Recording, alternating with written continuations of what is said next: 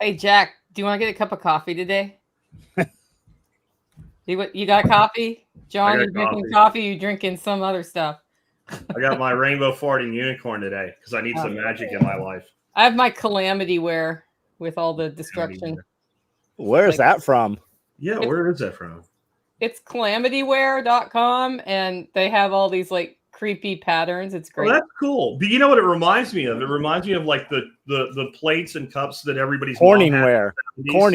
Yeah, Corningware. That's what I'm thinking. Calamity wear. I got it. All right, yeah. Except for there's like a pterodactyl and a giant frog and like that's pretty good. A robot. Yeah, I love it.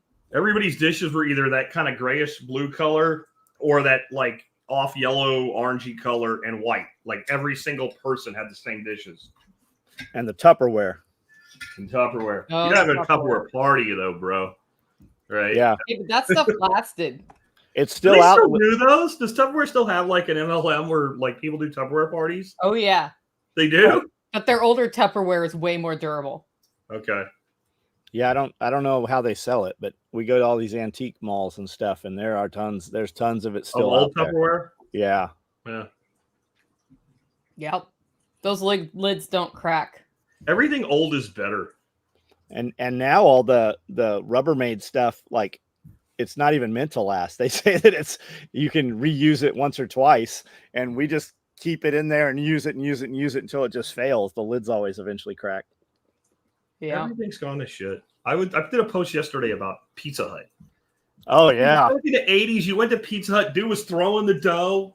Yeah. Dad whipped out a 20, got a pitcher of beer, pizza for everybody, 4 salad bars, had change for a tip and to play Gallagher or Space Invaders. Arcade games, yeah. We used to be a proper country.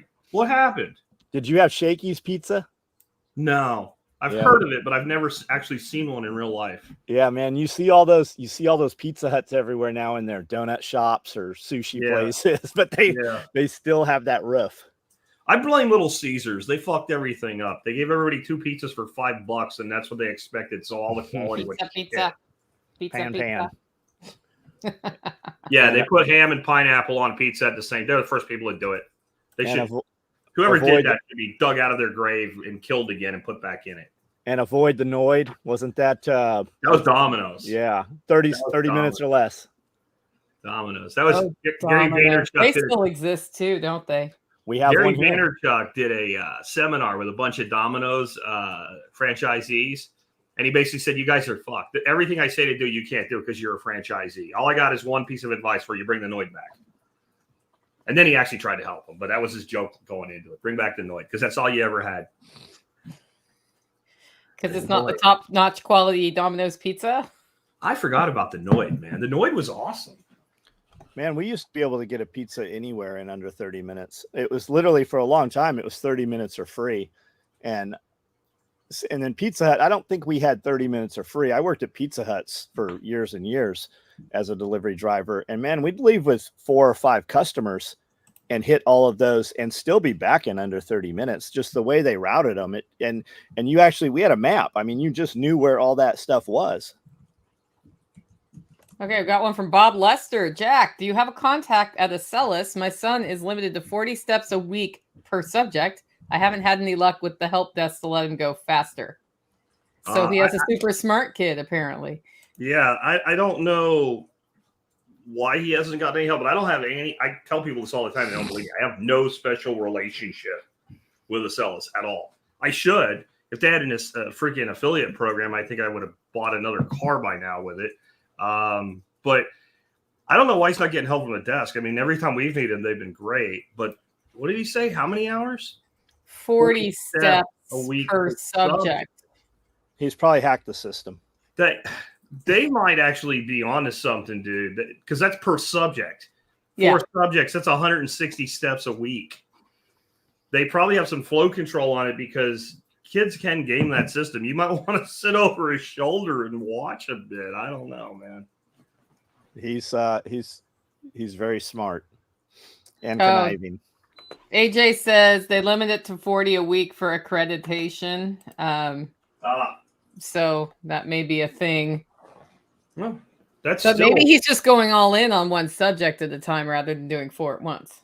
Yeah, we've done that a bit with like doubling up on 2 subjects. We've had the kids do that, and that way they can give all their attention to whatever they struggle with before they move on. And that flexibility is nice, but I don't know, man. Like, I would say that's just like you have to take a certain amount of time to really process information. It might be a good thing. The thing I love about Acellus is that every time somebody objects to homeschooling, Yeah. And they're like, you can't possibly teach your kid. How could you find the curriculum? I'm like, well, go look at this website. Yeah. And then you start reading. Go look at the 7,000-ish schools, public schools that are using Acellus at public school while the teacher sits on her ass and plays the Acellus lessons and then ask me that question again. That's my response to that. Yep. Hey, we're still on dominoes in the comments. Okay, guys. It's been a month. Well, it's been 2 months since we talked because I decided to get ridiculously sick in August. So what are you thinking about the election? Let's go there. Okay. John, you first. I don't know. I mean, do you think we'll have an election? Do you think they're going to let Trump win? If Trump does win, is that when you're going to see a black swan on that first day of office? Who knows? I mean, roll your dice. So I think they will try to steal the election, which they always do. I think that Democrats don't like completely rig it. They rig it somewhat, and they rely on the close election to the little bit of rigging to push them over the line. So all this shit, they're going to cancel the election or don't. Just stop. Stop the Alex Jones shit. Quit it. No more. Don't want to hear it anymore. Been hearing it for 25 fucking years. No more. Stop it. We'll have an election. My hope is that what Trump's signaling, if he wins, that he's actually done, which is learn. And I have my doubts. And what I mean by that is he seems to be understanding the concept of find the best person for the job and put them in a fucking place where they can only do the thing they're good at. And what I mean by that, like he's basically told RFK, like, hey, come join the team. I'll put you over like HHS, which that means he doesn't get to touch money. No monetary policy for RFK. Put him over what he's good at. Apparently, he's now said, I read this morning, that he's going to put Elon Musk in charge of auditing all agencies for efficiency and payments. Perfect. No policy. You don't get to touch policy, Elon. Don't want to hear about your freaking environmental bullshit and carbon taxes. Audit efficiency. That's what you're good at. So I'm hoping if he wins, he'll bring in a team that way where you take a person and go, here's the batshit crazy. Let me put them in a role where their power can only be for good. We'll see if that happens. The reality, though, is I completely believe Kamala Harris can win this, even if they don't cheat. And I know that sounds ridiculous, but our country's just that stupid. I mean, really, they are. I mean, have you seen these videos where they ask people, like, who are you voting for? Kamala. Why? Because she's great. And she's nice. What do you like about her? She's joyful. Okay. She's a woman. She's black. She was a prosecutor. She was a VP. Okay. Tell me one thing she did that you like. Well, she was a good vice president. Great. Tell me one thing she did while she was vice president that you like. One policy. Well, I need to do some research. Yeah. Right. And those people walk among us. They're everywhere. And they're highly motivated right now because no matter how bad she is, you couldn't have a better candidate in for the Republicans than Trump if you're a Democrat right now. Because all you got to do is motivate hatred. And hatred is a very powerful force, as we learned in Star Wars. And those videos aren't just cherry picked. I had the opportunity to hang out in the region of the country last week where there's a lot more Kamala support. Mm-hmm. And I had some conversations. Just, Yeah. Well, why? Yeah. And they all went like that. Yeah. Because she's not an asshole. And because she's not Trump. Yeah. That was kind of what it boiled down to. You have two surgeons. One has a death rate on their operating table of 90%. The other has a survival rate of 90% in very risky surgeries. The guy with the 90% survival rate is a fucking asshole. The guy with the 10% survival rate is very nice. Who do you want doing your surgery? The asshole, of course. I want the asshole. Yeah. Like, we're doing this, like I said this a long time ago. I always thought it was stupid that we have kids have mock elections in grade school and high school. that it's fucking retarded. There's no reason we should do it, especially like in grade school. Like you got like a fifth grader, a fourth grader voting for the president. First time I ever voted was second grade. I voted for Reagan when I was like 7 years old. I didn't know what the fuck I was doing. I just listened to what everybody said around me. But then I said, maybe there's some brilliance to this, because the next thing you do is you put in student government. And what does student government accomplish? Absolutely nothing, right? Who gets elected? Popular kids. Popular kids that want to get elected. Like, so it's never like the super popular kids because they don't run, but it's like the most popular of the kids that run. The guy that's cute, the girls vote for, whatever. Well, you know, maybe it's closer to American politics than we realize, because they're not the ones actually. Do you think right now that Kamala Harris or Joe Biden is in charge of this country? Do either of you believe that? I know you don't. So I think that what they're doing is they're going to vote like, who do I want to be the picture of the job? And they just, I think these people aren't as dumb as they seem. Like they really just say, well, it doesn't matter who we elect because the team's going to do the job anyway. And we just need this face, this figurehead. And that plays straight into the whole DEI, all that shit. That's my opinion. Yeah. Okay. Now for something completely different. John should answer this first because he's doing a rabbit session at SRF boot camp. How many times can a buck rabbit breed in a day? Can I breed all 3 does in one day, or do I need to space it out? They say to leave your female in the buck's cage until he breeds her 3 times. Can you take him to a second female and third? You could. I would think that the sperm and the insemination rate would probably be lower. I don't know why you would do that. Now, I breed him, and I am I'm breeding rabbits right now. I'm putting a female into a male's cage, and I've got 6 or 7 good bucks that I'm using. And I actually space them out. So when I leave the female in there all day, the next morning I take the female, put her back in her cage, and I don't breed him on that second day. I put another female in his cage on 3 days. So I actually space it to where, because I do leave them in there all the time. Now you'll hear them say the buck breeds her and falls off. And if you haven't ever seen it, as soon as you see it, you'll know what it means. Some bucks will sneeze, some will grunt. He'll hump on her. She'll lift when she's receptive, and he will literally fall over on his side like he has passed out, or like a fainting goat does. Now, I've also had females that I've put in there exposed to bucks. She never lifts. I put her back in her cage, and she has babies, and I never rebred her. So it's not always that she has to lift to get inseminated. So I don't know why you would do all in the same day unless you're just trying to get all of those litters at the same time. But when they also say 30 days, man, it's almost 30 days. When you breed her, it's almost 30 days to the hour. Yep. Sounds it's like actually kind of nice to space out the births too, I think. Yeah, that's what I was thinking. Not so much can you, but do you want that many kits at one time? Like I personally wouldn't, but I guess if you had like, I don't know, a big order from a customer, maybe you kind of want to. But I mean, even a couple days apart. Or for slaughtering, I mean, but even then, if they're just 1 day, 2 days apart, you can still process them all at the same time. But we use them for dog food, so we bulk up. I want a lot of them, and then at about 6 to 8 weeks, I'm going to pull them out, put them on grass. Yeah. Yeah, homesteading. You're going to talk about poop, and you're going to talk about sex. That's what's going to happen. Yep. Mostly poop. Mostly poop. Yeah. There's one of Jeff Lawton's DVDs. I don't remember which one. Like there's a part where he's going into a farm, and it's like warning. Smells, animals having sex, all kinds of stuff like that's on this sign when you walk into the farm. Yeah. And I'm like, did they do it as a joke?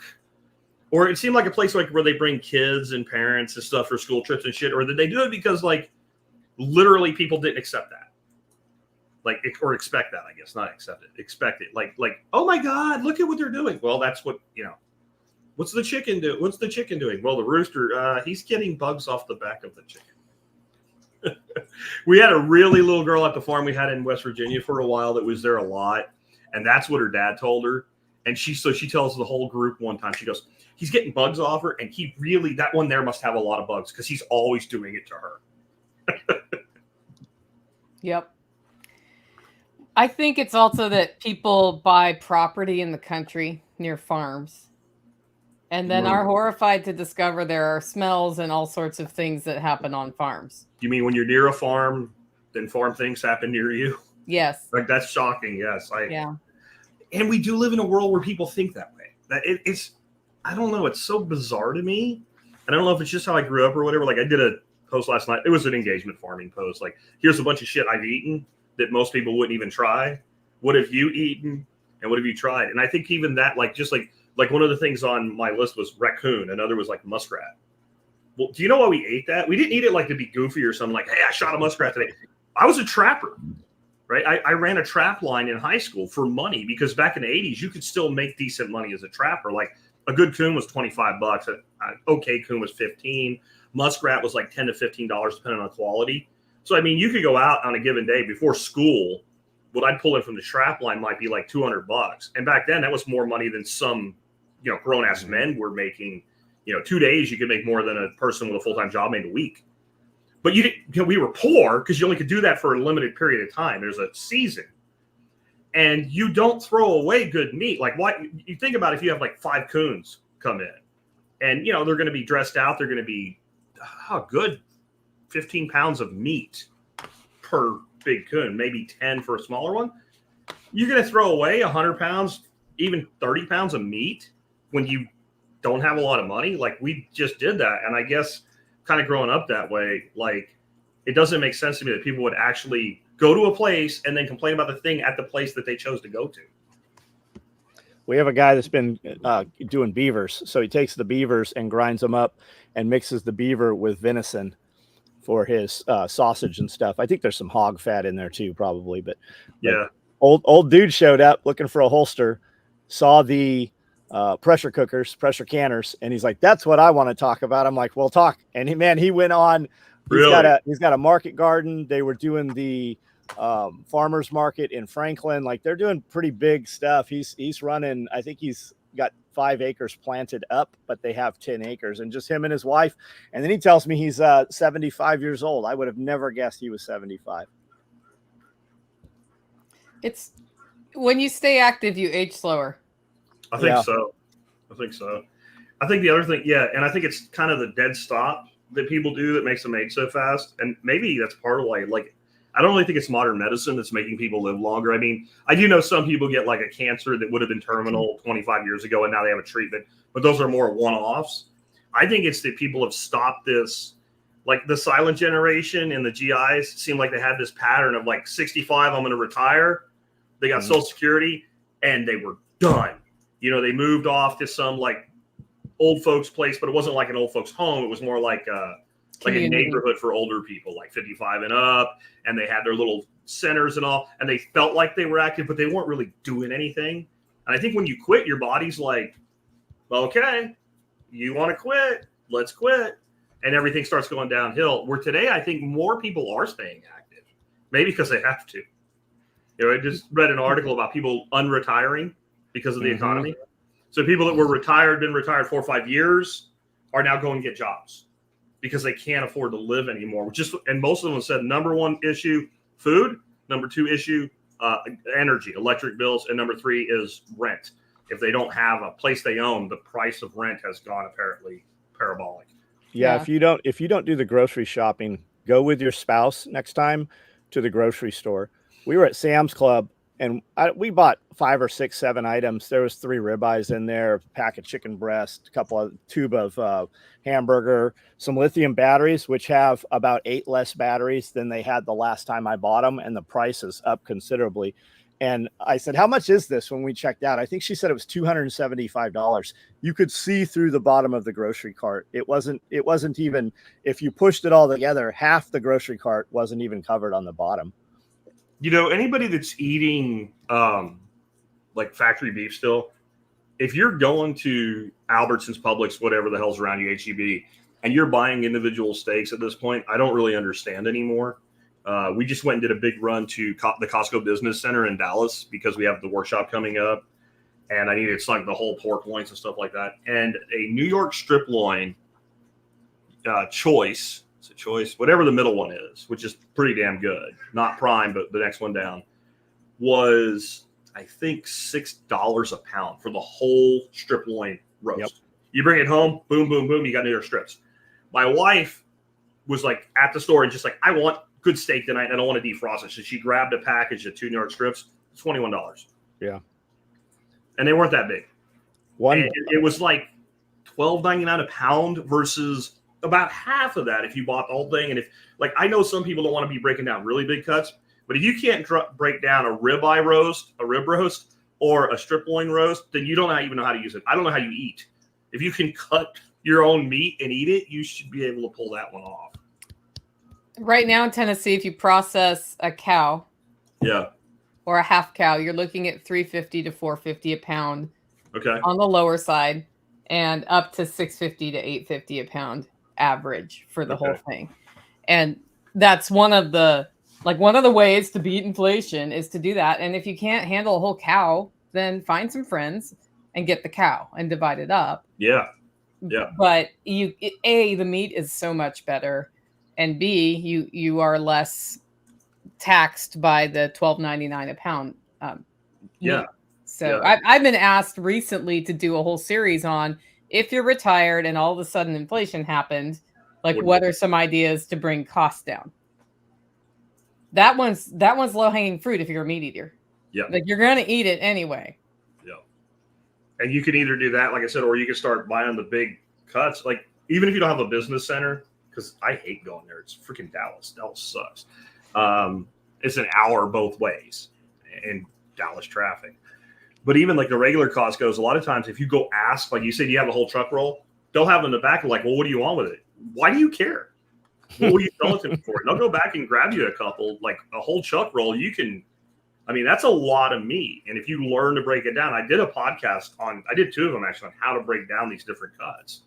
And I'll tell you, I think for meat eaters, chuck is the most underrated piece of meat on the cow. I really do. We did 25 pounds of brisket sausage this weekend for the workshop. And I knew this, I did the offset smoker and sausage doesn't have to be on there that long. So I knew I'd have leftover coals.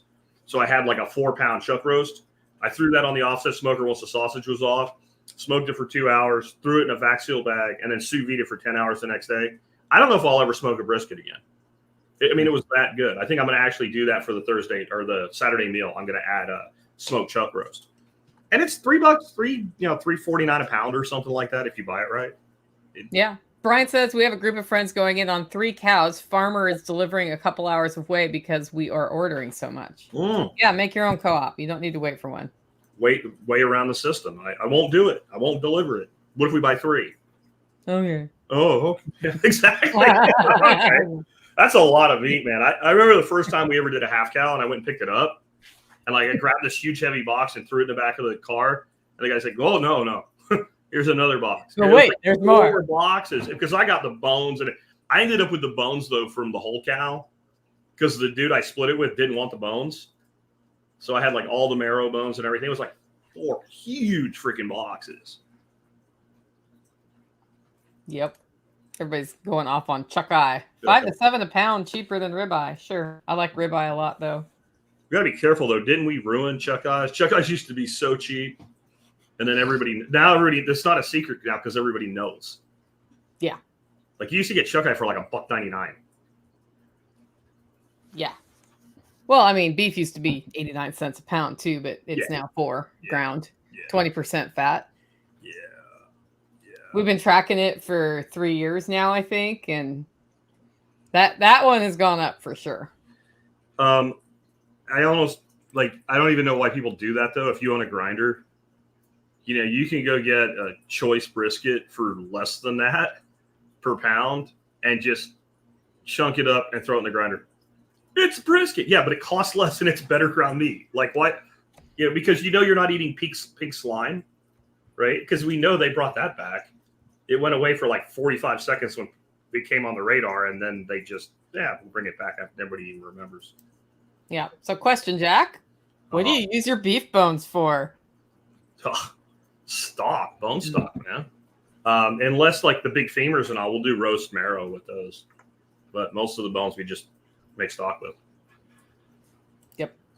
I just bought a house with 1.4 acres, a quarter woods, muscovies, a few chickens to make compost, Nigerian dwarf goats, and possibly meat rabbits. I want a perma orchard. What first? Why do you want the goats?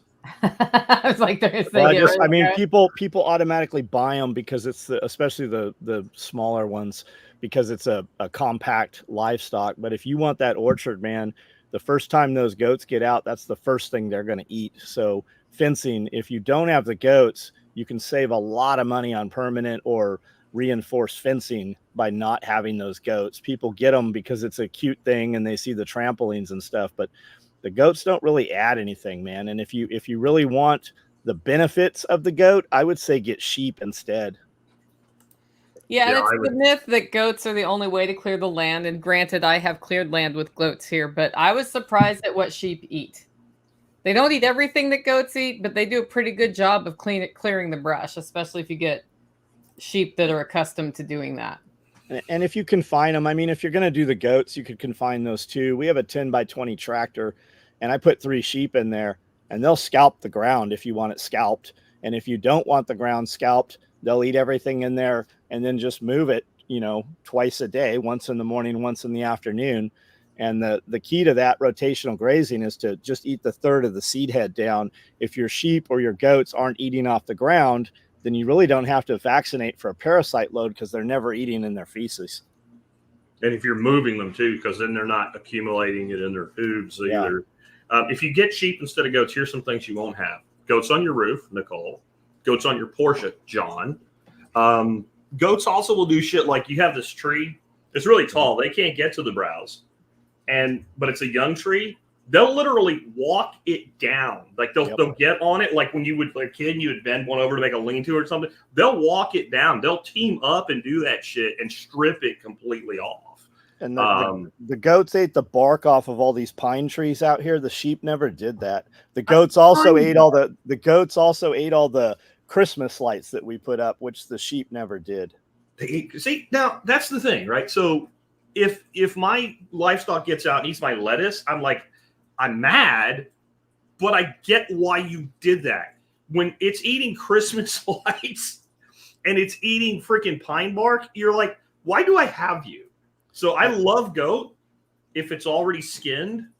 Like if you want to sell me a goat, just bring me the whole goat skin and I'll take it from there. I don't want to deal with them. Yeah, I've also never had sheep with their head stuck in the fence. But every goat always gets its head stuck any place it can get it stuck. And there'll be 2 other goats up there behind it, mounting that thing until you get it out of there. Yeah. And now if you have that happen, you can put a piece of PVC pipe zip tied across the horns and prevent that. But you will, if you have any gap anywhere where that goat can get stuck, you will find it stuck.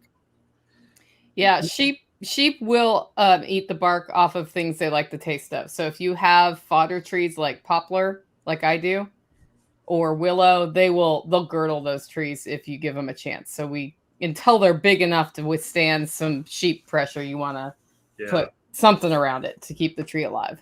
Nick Ferguson had a goat that he said stepped over between the wire because it was little enough to get between the 2 lines of wire, and it was getting shocked in its gut. And his fence will put you back in your back pocket. Yeah. I mean, it is. And he said this goat was sitting there. It would get electrocuted as it pulsed, and it would go like, nah, and then it would start eating what it was after. And it'd sit there and chew it, and it would shake, and it'd go, nah, and it would just keep. And he said he sat there and watched it for 30 seconds before he finally shut the fence off and got it out. But it was sitting there being shocked and not really caring. And I'm like, see, I don't need this in my life. I just don't. Like, there are animals that are better behaved. I had a turkey do that once. Where it got caught in the fence, thought it was dead, and it walks off after it gets freed, and it was just sort of like, comes right back to the fence, does it again. Turkeys are dumb. Nicole was doing a live version of the Roadrunner Coyote show, except the Roadrunner the Coyote was a turkey. It was. Yeah, I'm not sure we'll ever raise turkeys again after that experience. It was they poop a lot. I like them. My issue is they're almost too friendly, and I feel a little bit bad about when it's time to kill them.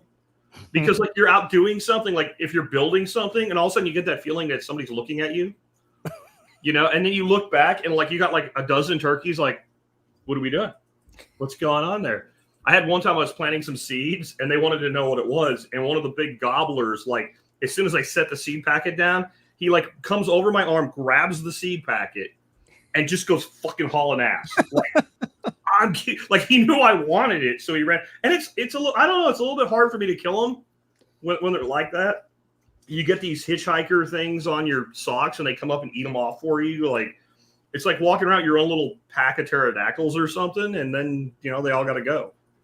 And the ones I raised, you don't really want to keep them too long because they get just too like the females end up with like there's no feathers on their breasts from dragging their breasts. Now here's one. Can I combine potbelly pigs and chickens into the same pen, or just make mixed compost? Pig manure just seems closer to human or dog poop. Yeah, when the chickens are big enough, maybe. Because if you throw little chickens in with pigs, they will freaking eat them. Goats will eat them too. I mean, Joel Salatin talks about he has some chicken breed they came up with, and they only want the females. And so the males, the little cockerels, they just throw them in a pig pen. And the pigs eat them right down. Yeah, they have to be able to be like fly away. Yeah. Is the deal. Yeah. Well, they have to not look like the marshmallow peep stage, right? Like, that's all that pig's looking at. Like, oh, I see what this is, right? So, yeah. Because I know Nick has had a huge pig, and there were chickens on its back and shit. So I know it can be done eventually, but I know little ones they're just gone. Well, it also depends on the pig, right? Kind of like it depends on the dog. Yeah. What's it trained to do? And what does it learn to do? And how hungry is it? Charlie was fine with chickens, but he ate babies. We've got a ton of rabbits. Like, when they were really little, like a couple of days old, where he could just gulp. Like, he was like, sorry, man. Like, I had to eat it. It looked good. We've got a ton of rabbits just for the manure. I've got contractor cement mixing trays underneath. And then every couple of weeks, we just empty those into a compost bin. And we can take that stuff and put it direct anywhere we plant. We can put it on the raised beds. We can put it around the trees. And we don't have to cool it off. We don't have to, worry about the nitrogen load in there. We don't have to worry about it frying plants. Whereas the pig manure, you're going to have to, and the chicken manure, you definitely have to. You're supposed to compost it for over a year to be able to use that stuff. Now, I mean, we've had places where we've kept chickens for a long time, or even had the goats for a very long time confined, and then plant direct into it, the next year. Well, months later, and stuff seems to grow just fine. So that's my favorite part of rabbits, John, is the poop. Mm-hmm. It's almost more valuable than the meat is. Yeah. I mean, we mostly feed them here to the dogs. Like, we eat them from time to time, but we have so much beef that we eat the beef. But I mean, rabbit's delicious. But it does keep the livestock guardian dog food bill down for sure. Yeah, John, you really don't eat your rabbits at all, do you? They're almost all dog food.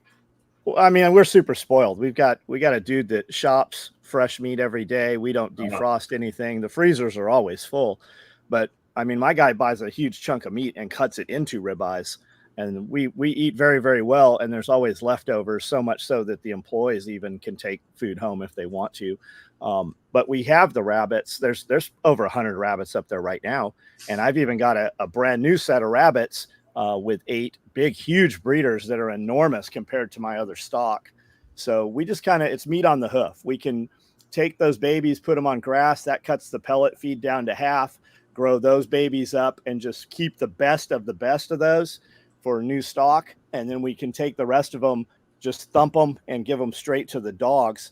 And they just gobble them up. So it's really the manure is the number one valuable out of there. And number 2 is meat for the dogs. But right now, I mean, I could go and we could kill out 20 full size rabbits and not even miss any of them if we needed to eat them. Jim says rabbit stew at SRF. Well, we are doing a rabbit processing at SRF. Yeah. And the boot camp, what people are doing is processing rabbits, and we're cooking them for lunch that day. Yep. Or you don't get food. That's that's the purpose of a boot camp, right? Yeah. Bring your own food. Yeah. Eat what you killed or starve. Yep. So, yeah, rabbits, I resisted them for a decade here. And the first year I had them, I was really bad at getting them to breed because I was overfeeding them. And a rabbit that eats too much and gets fat can't breed. Like they can't close the deal, as it turns out, back to our first topic of today's show. And I didn't realize I'd done that. I was like, oh, fat animals on the farm are good animals on the farm, right? Nope, not true. But the benefit of the poop made me keep them. And then I figured out to put everybody on a diet. Ah. Rabbit is not for jerky, though. No. But you can, right? You could rabbit jerky. You just add it to something else. But it's really not something you should be eating uncooked. I'll just put it to you. Oh, gotcha. Okay. It's not beef, right? Like, it's not that it would taste bad.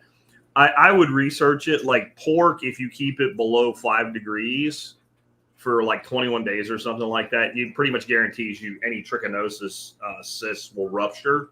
So there may be some process like that with rabbit, but rabbit to me has never been something that one wishes to eat raw. But caged bred rabbit is going to be very different. You're not going to have any trichinosis in a raised. I'm not worried about trichinosis in a rabbit. I'm worried about other potential parasites. There's some hemorrhagic fever running around, but if you don't have your rabbits where there's wild rabbits, you're not going to have any of that in those rabbits. Does the hemorrhagic fever pass on to humans? I don't. Well, they haven't spread that one. We're still back on West Nile, I think, right now. Monkeypox, which they've relabeled as mpox. Oh, sloth fever. Sloth fever is the newest one, John. Sloth. Yes, I saw that. Sloth fever. No, I'm not kidding either. It's a thing. Mm. It's the new terrifying disease. There's like 13 cases in Europe, all from people that came from Africa. And it actually doesn't have anything to do with actual sloths, because sloths are in Central and South America. But builder of castles, but you feed it raw to the dogs. Yeah, we feed it raw to the dogs. I'm not concerned. My dogs eat poop. My dogs drink out of ponds, and we ivermectin the dogs pretty frequently. So not concerned at all feeding it. We don't cook anything that goes to the dogs. My dogs eat raw, whole, bone-in chickens, everything. The first thing your dog would do if it got out is go find some dead stuff, roll in it, and then eat the ass end out of it. So I think what people don't understand is like a dog's digestive system is why they can eat what will kill you. Their digestive system is very short compared to ours. Part of where we get into trouble is we have this incredibly long, small intestine in our system. And so our food spends an awful lot of time getting through our digestive system, where there's a lot more potential for pathogen to affect us. A dog is made to eat carrion. They evolved on carrion. If you think about dog-like creatures that are in the wild, many of them are not big enough to be running down elk and shit like that. Like a wolf pack, yeah, sure. But look at the size of the coyote. That animal's going to survive as much on eating rats and mice and rabbits as it is whatever the wolves left behind, or this carrion that fell over and whatever's left after. They're designed to eat things that you cannot eat. Just like, your chicken can eat whole wheat berries and you'll choke to death on them, right? Like, we're not the same, and we shouldn't judge our ability to process something or the dog's ability to process something on ours. Like, that doesn't make sense. We're not the same thing. Plus, if we went to a third world country and drank the water they're drinking, it would kill us. They're accustomed to it. Yeah. The K in monkeypox is silent. I like that. Moneypox. Moneypox. I like that. Yeah, that's good. No, you got a good point though, John, because every day when I fill up the duck tubs, the duck's first thing they do get in there is shit in it. And what does the dog do? Yep. Like, he literally waits, like, oh, that one's clean. I want the chocolate. You want the poopy one. Yeah, I say like, it all the time. Water, I guarantee you'd be in a hospital by the end of the week, right? Like, yeah, I say it all the time. When you clean your dog's water bowl out, that's for you. That's not for the dog. No. That dog, if you had the most nastiest water, because our dogs always have some fresh water, they never drink that. No. You know what they do like, though? Fish tank water. Yeah. I have a 55 on a 255s on a double stack, and I kept going, why is the bottom tank needing water added so much more than the top tank? And I caught Charlie in there. He looked like a miniature horse slopping water out of there. I don't know if it's the bacteria and all, or if it's since it's circulating. Dogs do like circulating water. Like, if they get near a creek, man, they're going to drink the shit out of that. Victory Garden said seasoned water. Seasoned water, yeah. Duck seasoned. They are water connoisseurs. How many cords of wood should you have on a homestead? As many as you need. How many cords of wood do you go through at a time? And the wood you're cutting this year is for 2 years from now, not for this year. Yeah, a lot. All of it. Yeah. I don't like not having firewood, so I have enough for 2 years. And you have to store it. You need to properly store it where you get cross ventilation of it. It'll dry it out faster, keep rain off of it. Yep. How big is your woodshed? When it's full, you're done. And if you don't have enough, add on to your woodshed, right? Or IBC totes are super easy, and where you can even take the cap off of one and put it back over so it sheds the water off of that, and then you can stack them. That's a good idea. That's actually a really good idea. I just put metal roofing on it. Yep, you can do that too. Posts. Yep. Get all you new homestead guys, man, get you 2 shipping containers out there and elevate one and just put a single pitch, or get some trusses over that thing. Now you've got a workshop, you've got a wood shed. We took our 40-foot containers and just built little lean-tos, and that's where our firewood is, under there. I think we get 8 cords on each one. Which is great. Yeah, it's a lot. A cord also, you'll hear different things. Like a cord is 4 by 8 by 4. And then you'll hear face cord, which is 4 by 8. How deep is that cut, right? That guy could be cutting at 11 inches, 13, 16-inch sticks too. It's the rick measurement that gets very confusing, because a rick, depending where you are, there are 3 or 4 in a cord, and it has to do with how deep they're cutting those. Yeah, a rick is a face. That's face cord is a rick. Yeah. So that took me a year to figure out in Tennessee, because it was so different than Oregon. Different wood topic, but I got a pleasant surprise this weekend. I needed some 2x4s, and it was indoor lumber, right? Stud lumber, because it was inside. I'm building a thing for the chickens to have nesting boxes, because since they don't have nesting boxes, they refuse to lay eggs on the ground with the ducks, and they're laying eggs in the gardens and stuff like that. So I needed to build these things, and stud lumber was 2x4x8, $2.80 a piece. And as much as I like to bitch about the economy and all, like, that was a pleasant surprise. I expected to go in there and have to mortgage a kidney to buy 6 2x4s. So Economic Ninja is a YouTube channel I watch occasionally, and he said that the price of lumber in the box stores is plummeting because builds are slowing down. And he said that it's plummeting so much so they're having to lower the prices on it, that you're going to see sawmills go out, so it'll drive the prices back up. You're going to see a lot of the smaller sawmills go out of business. Of course. That's always a signifier, is the cost of dimensional lumber for a lot of things. I think the spirit animal of our economy right now is the antlion. The antlion. The antlion. The antlion, for people that know, is this little, we call them doodle bugs. They live in the bottom of a hole. They eventually turn into a fly that kind of looks like a Dobson fly, but they live when they're larvae, they live in the bottom of this hole, and they make it looks like the pit from Star Wars that they were going to throw Han Solo and all in. And an ant goes down in there, and as he's trying to get out and just about to get over, the antlion spits dirt and knocks it back down. And that's the economy. Every time you think there's good news, every time something goes down in price, every time you get ahead somewhere, some other shit caves in back on you. That is the economic spirit animal of the global economy right now, is the antlion. Builder of castles. I say shipping, you can do whatever you want, man. I like the shipping containers because they're about $2,500 a piece right now. You're typically coming fresh onto a property that has no fencing or gates, and you can somewhat secure some things. I'm never going to have shipping containers and wish I didn't have them. They were always full, and I'm always adding more. I can heat that up and use that as a kiln to dry out wood. I can use that as dry storage. I can stay in there if I need to, and it just gives me a space. And the other thing too on a fresh homestead is, wherever you put your thing, in a year, you're going to wish it wasn't there. So if it's permanently stick mounted or slab mounted, whereas the shipping containers, I can pull them around with a skid steer and place them right where I need. I can also go vertical with them if I want to and raise my head height. Yeah, and the other side of it is, if I'm going to build a shed, I have to build it. So I have to buy the material, then I have to build it, then I have to maintain it. Right? Cost per hour. All I have to do to get a shipping container is pick my phone up and make a phone call. And when the guy comes, I say, sit it right there. And when he puts it down, I go, no, move it over a few feet. Okay, good.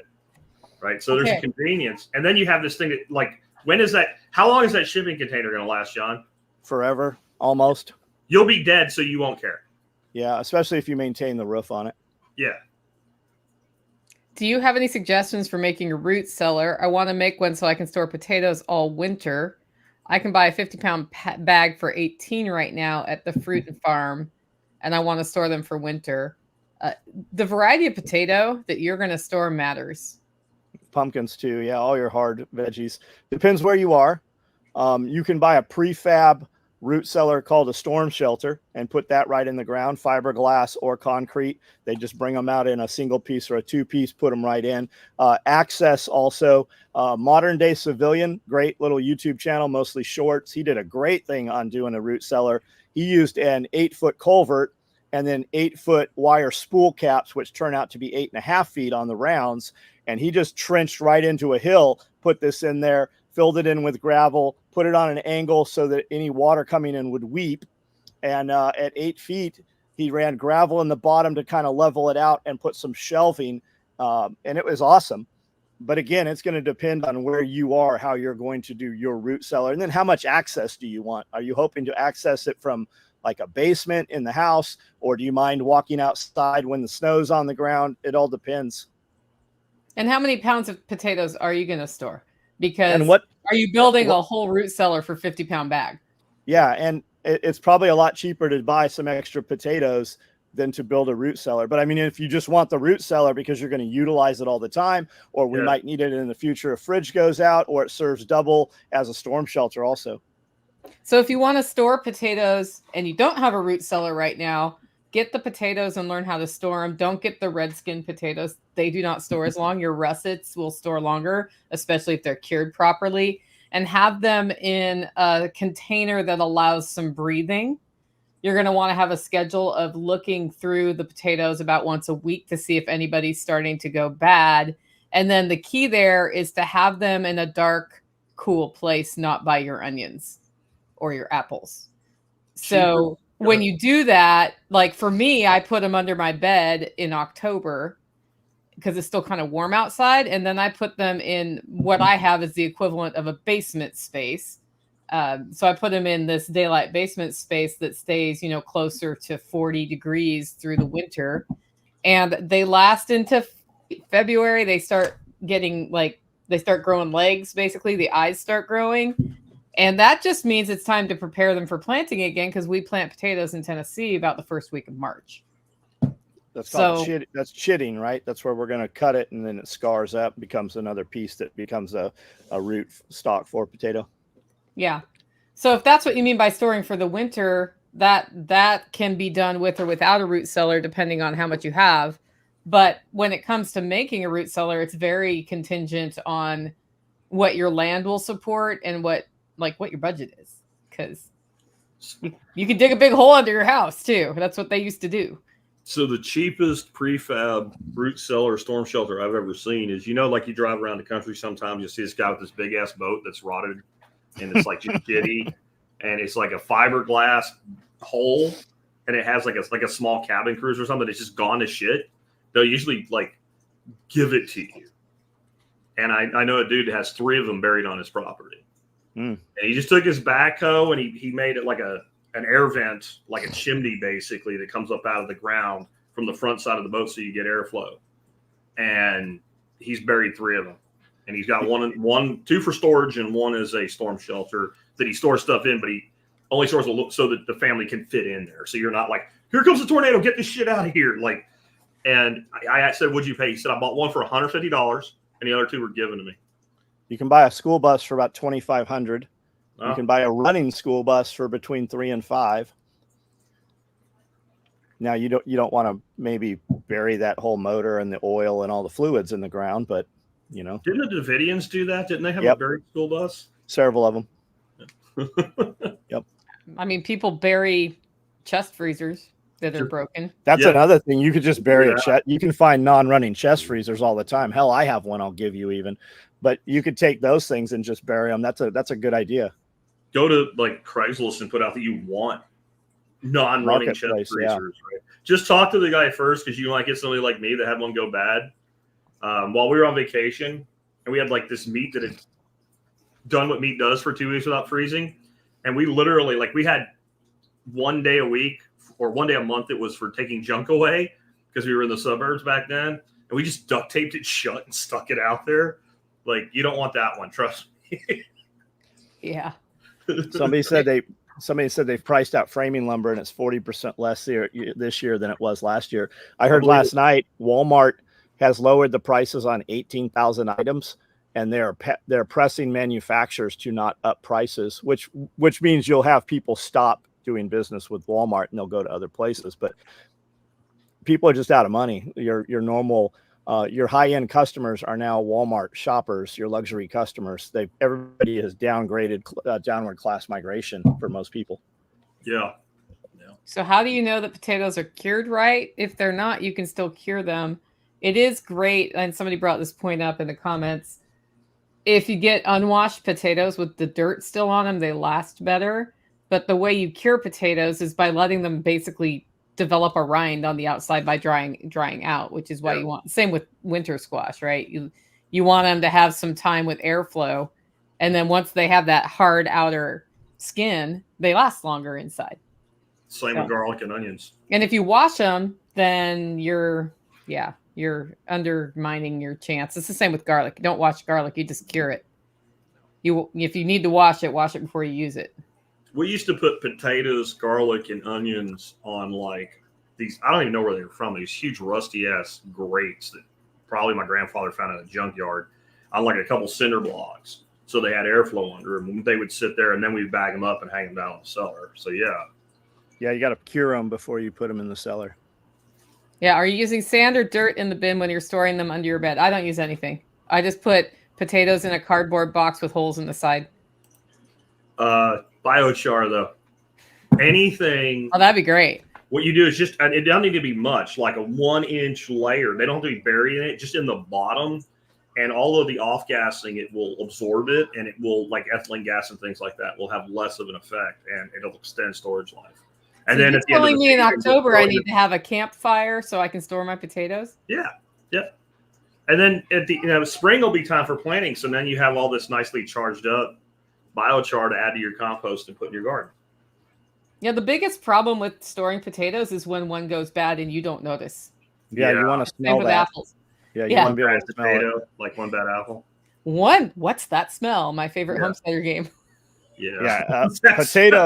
Rotten potatoes, way worse than apple, though. Yeah, it is. Yeah. Somebody said apples are supposed to be the one that, like, if you store those on biochar, they're supposed to last like 9 months or something. Somebody said that soon Walmart will want you to help unload the trucks. I keep hearing, and I've heard this over and over dozens of times, that Walmart is going away from the self-checkout. You're going to actually have a subscription now to use self-checkout because of the amount of theft that they're losing. I still say we're going to get to where there's going to be no checkout. Well, Sam's Club, like you throw it in the cart, it yeah, adds up, and you're going to have a preloaded credit card. And when you walk out, it's going to like charge and approve. And if you try to run away, like some dude's going to run out and beat your ass. Like that's what's going to happen. Well, so Whole Foods has had those locations like that for years now, where you interact with nobody in the store. Sam's Club, we scan things as we put them in the basket at Sam's Club now, and they have sensors that you walk through. They don't even look at a receipt anymore. We don't. Yeah. I don't think we don't even get a receipt anymore. It's just on the phone. Yeah, that depends on the Sam's Club, but I was at Costco last week, and they're still old school. Yeah. So Costco has a self-checkout lane, and when you go to it, they've got some badass employees that are like, "Would you like us to do this for you?" And they're faster than the normal checkers are. You get through the self-checkout with the employee scanning all your stuff. Yeah. Even quicker. I know people are like, "I didn't pay to do this job," but boy, I would always rather use self-checkout than Martha. Well, I got to stand and, next to a bunch of other people who are splitting up their payments and using their welfare shit. Man, it's always faster for me to self-check out than deal with one of the employees. How you doing today? I'm here. Yeah. I'm on the right side of the grass line. When it started, I didn't like it because there were so many, like, item not in checking area, all this bullshit, and, like, that seems to be gone. And so now, like, I'm straight to self-checkout. except if I have alcohol, because then I still have to deal with somebody coming over to check my ID. I think they need a new button, like at Albertsons. They're always like, "Well, what is your birth year?" And they don't check ID on a dude that's got gray hair and a gray beard. They just like whatever I say, put in. I just make up numbers, 69, 72, 75, whatever. I'm like, you guys need a button that just says old. Like there's a certain point you look at somebody and you just hit the old button and it just makes up a year that's old enough. Like it doesn't really matter anymore. Costco had a scan as you go app, but it never worked for us. So I'm guessing they just bailed that. I don't know. And people are saying that that Amazon store stopped all of that checkout too. I was never in one. Yeah, I like at Sam's Club that you can take the wand and go to your cart and just go boop, boop, boop, boop, boop, and never take it out of your cart. Yeah. They don't weigh it, but they do look on the way out to make sure. I think one thing people are misunderstanding, though, is they think that this technology has to be so perfect that there's no theft. There's always theft in retail. It's factored in. As soon as they can get the theft lower than using checkout, they don't care that there's theft. They care that there's less theft because they're always going to have some theft. I think another thing that's going to happen, though, kind of along the social credit score line, I think it's going to come from the corporate side in America versus the government side. Like they're going to have this thing like you're going to have, like you said, an account or something, Nicole, to go to Walmart. You're going to have a subscription. I think all the stores will eventually do that. And if you get caught stealing, they're going to ban you from that store forever. Like imagine like you go in, you stole like 50 cents worth of candy from Walmart and they just like hit a button. No more Walmart for you. And you can't buy online either. You have to go to Kroger. And imagine once those people start sharing. Yeah, when they federate, then you're not just banned from Walmart. You're banned from everybody they federate with, which is kind of how your Telegram groups work, right? Yeah. Like if you're banned from Jack's Telegram group, you're also banned from mine. It just happens. And there may or may not be a common ban list for events between John and Nicole and Jack as well. Like if you get banned from events at Jack's house, maybe you're not going to one at Nicole's house. I'm just could be. Maybe.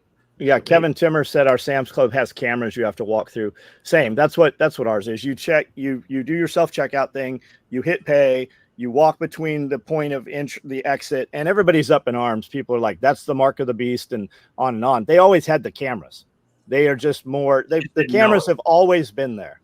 You just didn't know it, right? I mean, that's yeah.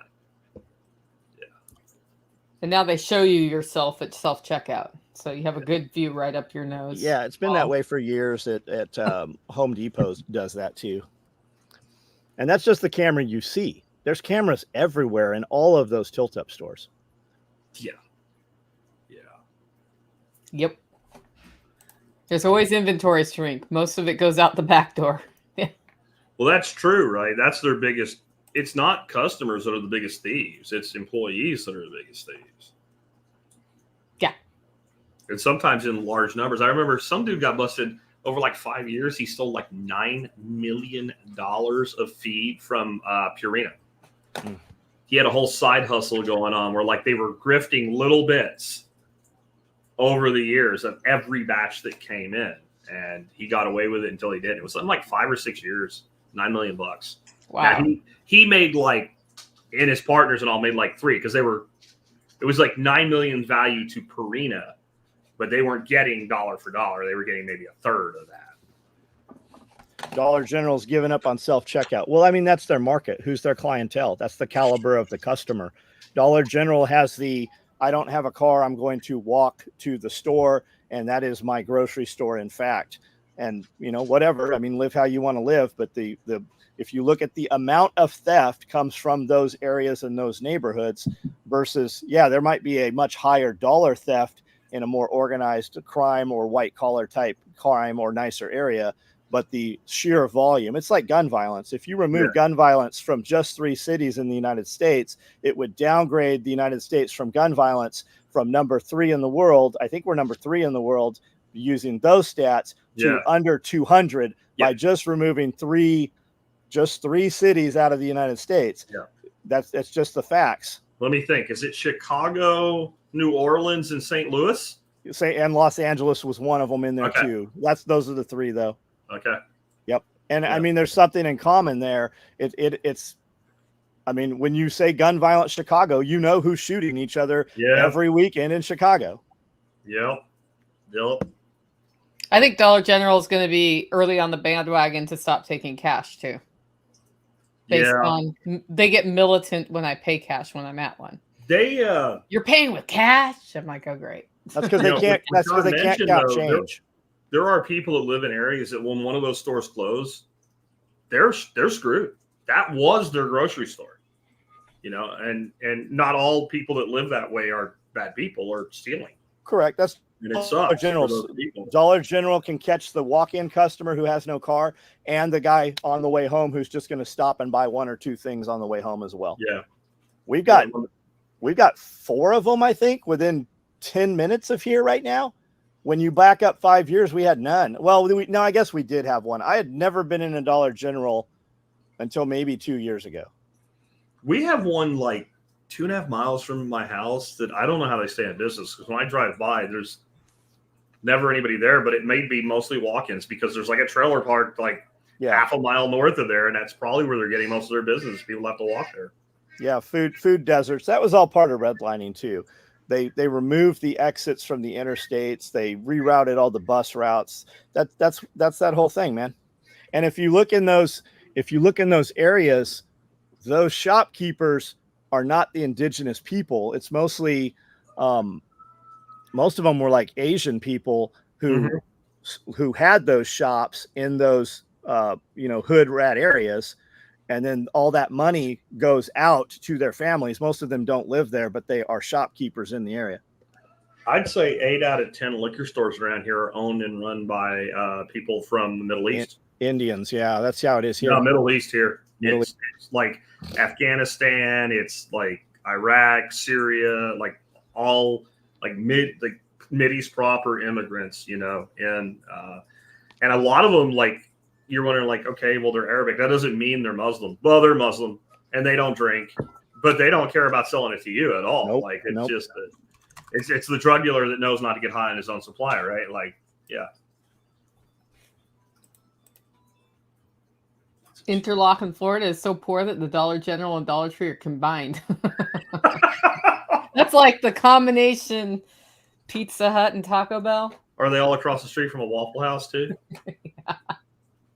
Man, they were talking in my community that a Waffle House was going to go on, which is complete fiction. And it's a Burger King. And there was a big debate on if we were big enough to support a Waffle House. And the answer is no. No, we are not. A Waffle House. But you're big enough for a Burger King? Yeah, we have all the fast food. We have Arby's, Burger King, 2 Subways. There's the good Subway and the bad Subway. Yeah. Yeah. A double Whopper with cheese is $10. What? I don't know how anybody does that. I don't know how anybody does it. I every 6 months or so we'll go to something fast food, and I didn't want whatever, so I went across the street and got a double Whopper with cheese. It was $10. One burger, no fried, nothing else, just the cheeseburger with bacon. Double Whopper cheese, bacon. They're 2 little minuscule pieces of bacon. $10. So Morton's, the people that do the meat by mail, they make these pre-cooked sirloin burgers. Costco sells them for $11.99 for a package of a dozen, and they're third pound. Yeah. So a double burger with that is 2/3 of a pound, and that would be $2 for the burger part. How somebody then goes to Burger King and spends that much money on it, I know you did it on a one-off, but on a regular basis, and then bitches about money. That's the. Have you noticed that like now everybody's going out and buying shit just so they can take a picture of the receipt? Like if you didn't want to spend that $29 on Five Guys, why the fuck did you go there? Just so you could make an Instagram fucking video? But I mean, for a lot of people, that's the destination, right? That is the meetup, the hangout, whatever. Yeah. I mean, we have a lot of time in our lives that we could utilize to do other things or make more money with.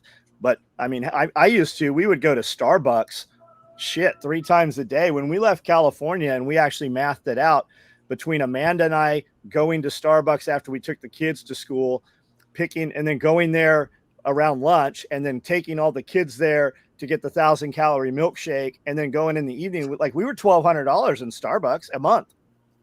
Wow. Never even added it up. And I mean, thought I had a bad habit.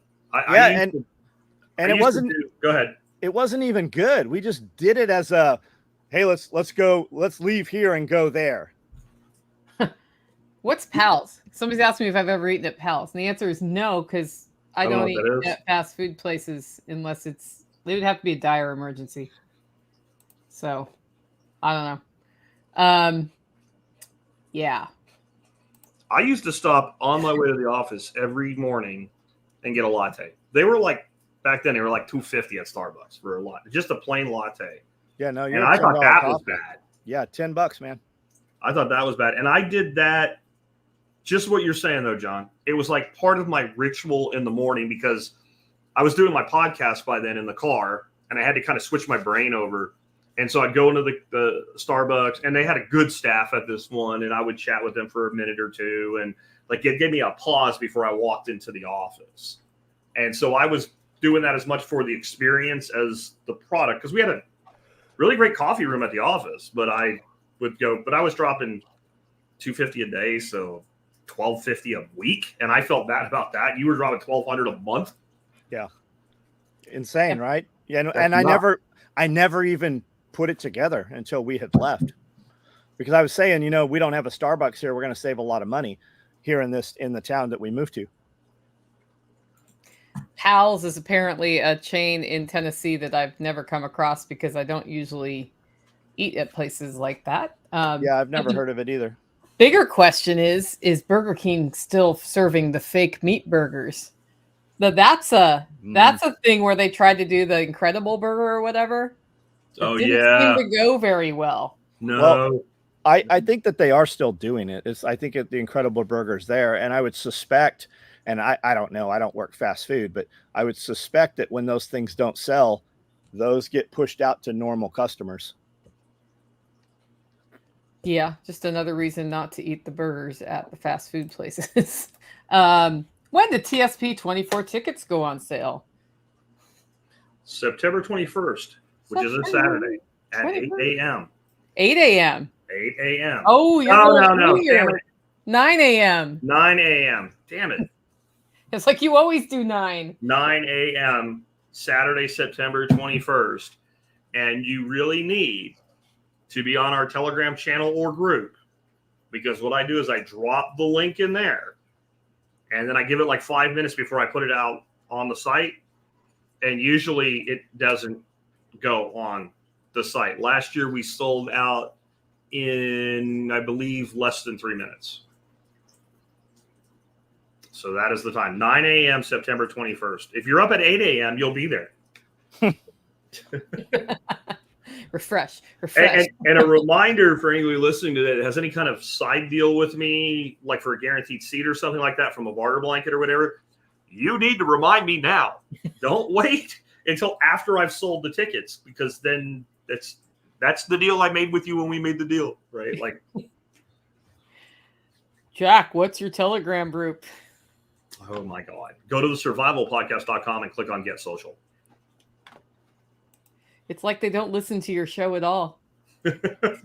Thesurvivalpodcast.com, Get Social, and you will find all the ways to connect.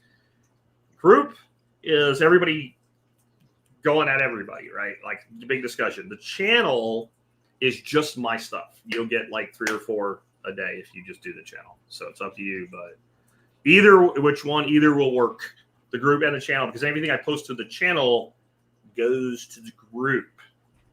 And then there's a special group, but you won't know about that special group unless you ever come to an event. That is true. That group gets going right before those tickets go on sale, too. Nor shall you know what the squirrel is. Nope. Nor shall you talk to the squirrel. You will not talk to the squirrel, nor know what that means. Yes. You're not in the cool kids club without the squirrel. Not at all. Okay, what do you think about the civilians stopping shoplifting to prevent stores from closing down? It depends. Where are you? If you're in California, you might get arrested for stopping a shoplifter. If you're in Tennessee or Texas, you probably get pat on the back. Yeah. So, know how your law enforcement will respond to you tackling a dude in the Home Depot parking lot because he's running out with 7 DeWalt tools. You know, and I hate to say it, but I really think in a lot of jurisdictions in California, they will come arrest you for assault and write them a ticket for a misdemeanor theft. Yeah, New And York. that's not good. We're here. I'm telling you right now, like if you did that here in Tarrant County Sheriff's Department's going to show up and go, man, you looking for a job, boy? Because if you're looking for a job, we could use somebody like you. So where are you, right? I think it's a good thing ethically. I don't think it's necessarily a smart thing everywhere. And then who are you doing it with? How many of them are there? What is it over? Is it worth it? Because like I know a friend of my son's, his dad was a member of the Texas State Guard, former Marine, just a stand-up guy, always do the right thing.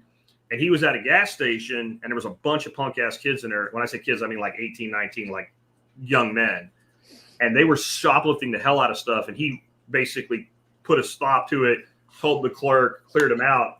He walked outside. He almost ended up beat to death because there was like 9 of them, and he was not armed. And so was it worth that over soda pop and bubble gum? And, you know, I'm all for doing the right thing. I'm also for doing the smart thing, and you have to balance those. Yep. What Nicole, if you end up in a wheelchair the rest of your life over that? Yeah. Yeah. Are you willing to? And who's feeding your kids, you know? That's actually why I'm glad that Sonny's doing that art of de-escalation class, because you always win the fight you don't have. I tell all my kids and young employees all the time, I go, you might be right, 100% right in what you're about to do, but what do you stand to gain and what do you stand to lose? And you almost always stand to lose much more than you stand to gain. And oftentimes you don't stand to gain anything. Yeah. And you don't know when that, like you have your blinker on and you're waiting for that parking spot and some dipshit whips in there, you jump out, you know, because you're angry or whatever, and being a badass. You don't know if that guy's willing to kill you over that parking spot or maim you for the rest of your life. If you like, there's more parking spots. Like, yeah, you also don't know if they have a kid at home who needs an emergency medication that they are running in to get. So there may be a reason that they're being a jerk that's not even to be a jerk.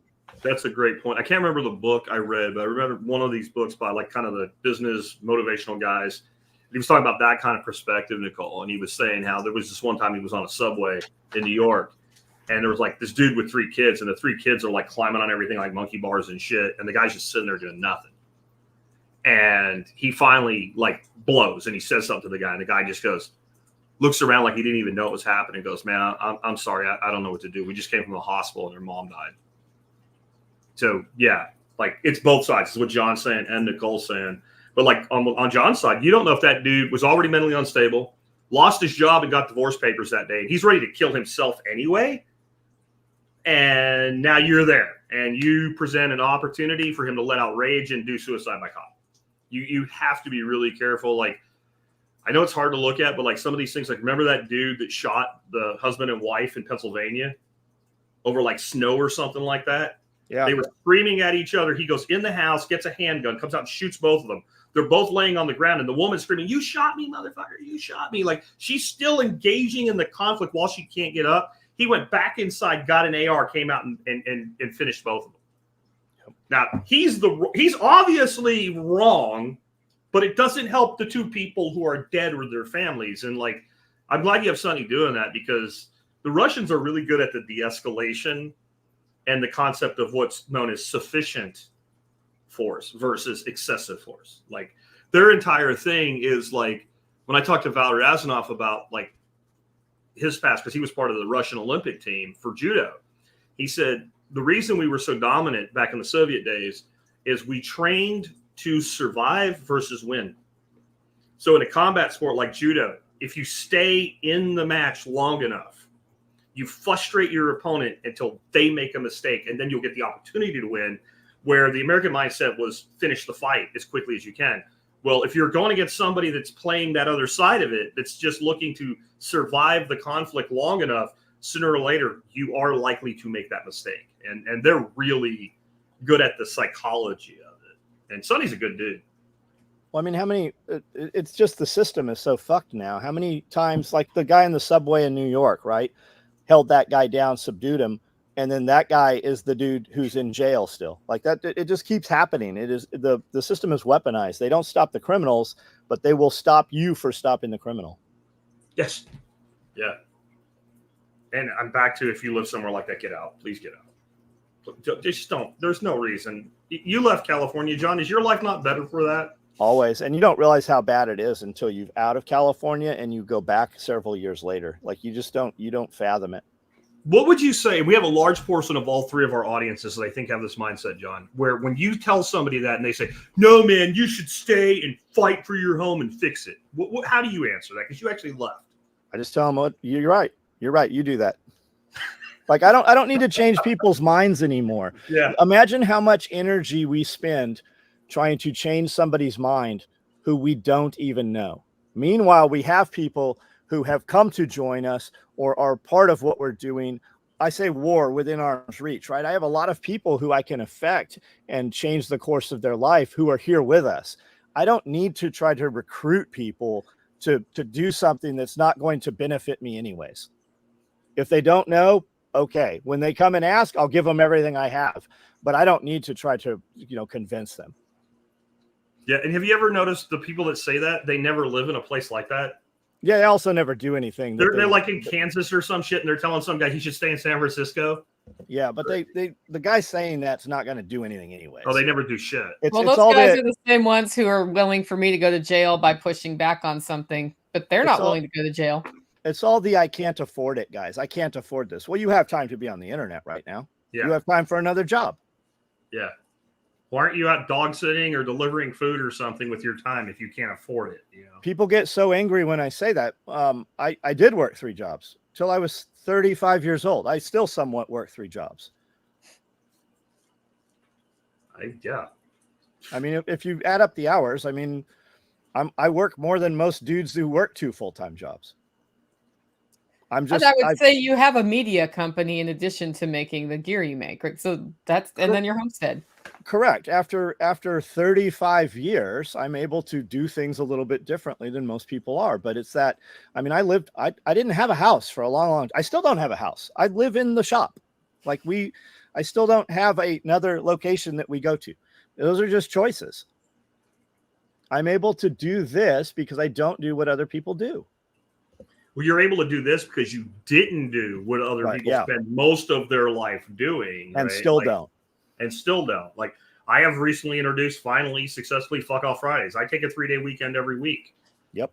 I guarantee you by the time I'm like, let's say 70, and someone that's about my age is also 70, I still have more hours worked in my life than they will have at that point. Yeah, it must be nice. So when you want to work hard, you should want to work hard when you're 20 and you're 30, right? Because that's when you have the energy and the ability to just work nonstop. And when I tell people that, I get shit like, oh, right, just never see your friends, never have any fun. And like, okay, so never bitch to me again about your problems because I gave you a solution and you didn't want it, right? Like, I worked my ass off. I still went out like to clubs and stuff at night and what have you when I could. There were also times when I was working like 7 at night to 7 in the morning, and would go like 20 days without a day off. But I was making big ass overtime during that time, and it was worth doing. And I was also like, at that time I was contracting for MCI, so I was learning while I was working. So I was getting paid overtime to be trained on things like, asynchronous DAC systems and stuff like that. And I looked at it like the dumbasses that I went to school with that managed to get into college are paying, back then probably 10 grand a year to go to school. And I'm getting paid, $8 grand a month to learn. Like, and that's the mindset difference. And if you want to go to college, always have to clarify that. I'm not putting it down. But you better know why you're going, because most of these people going to college, they don't know fucking shit. They don't know anything.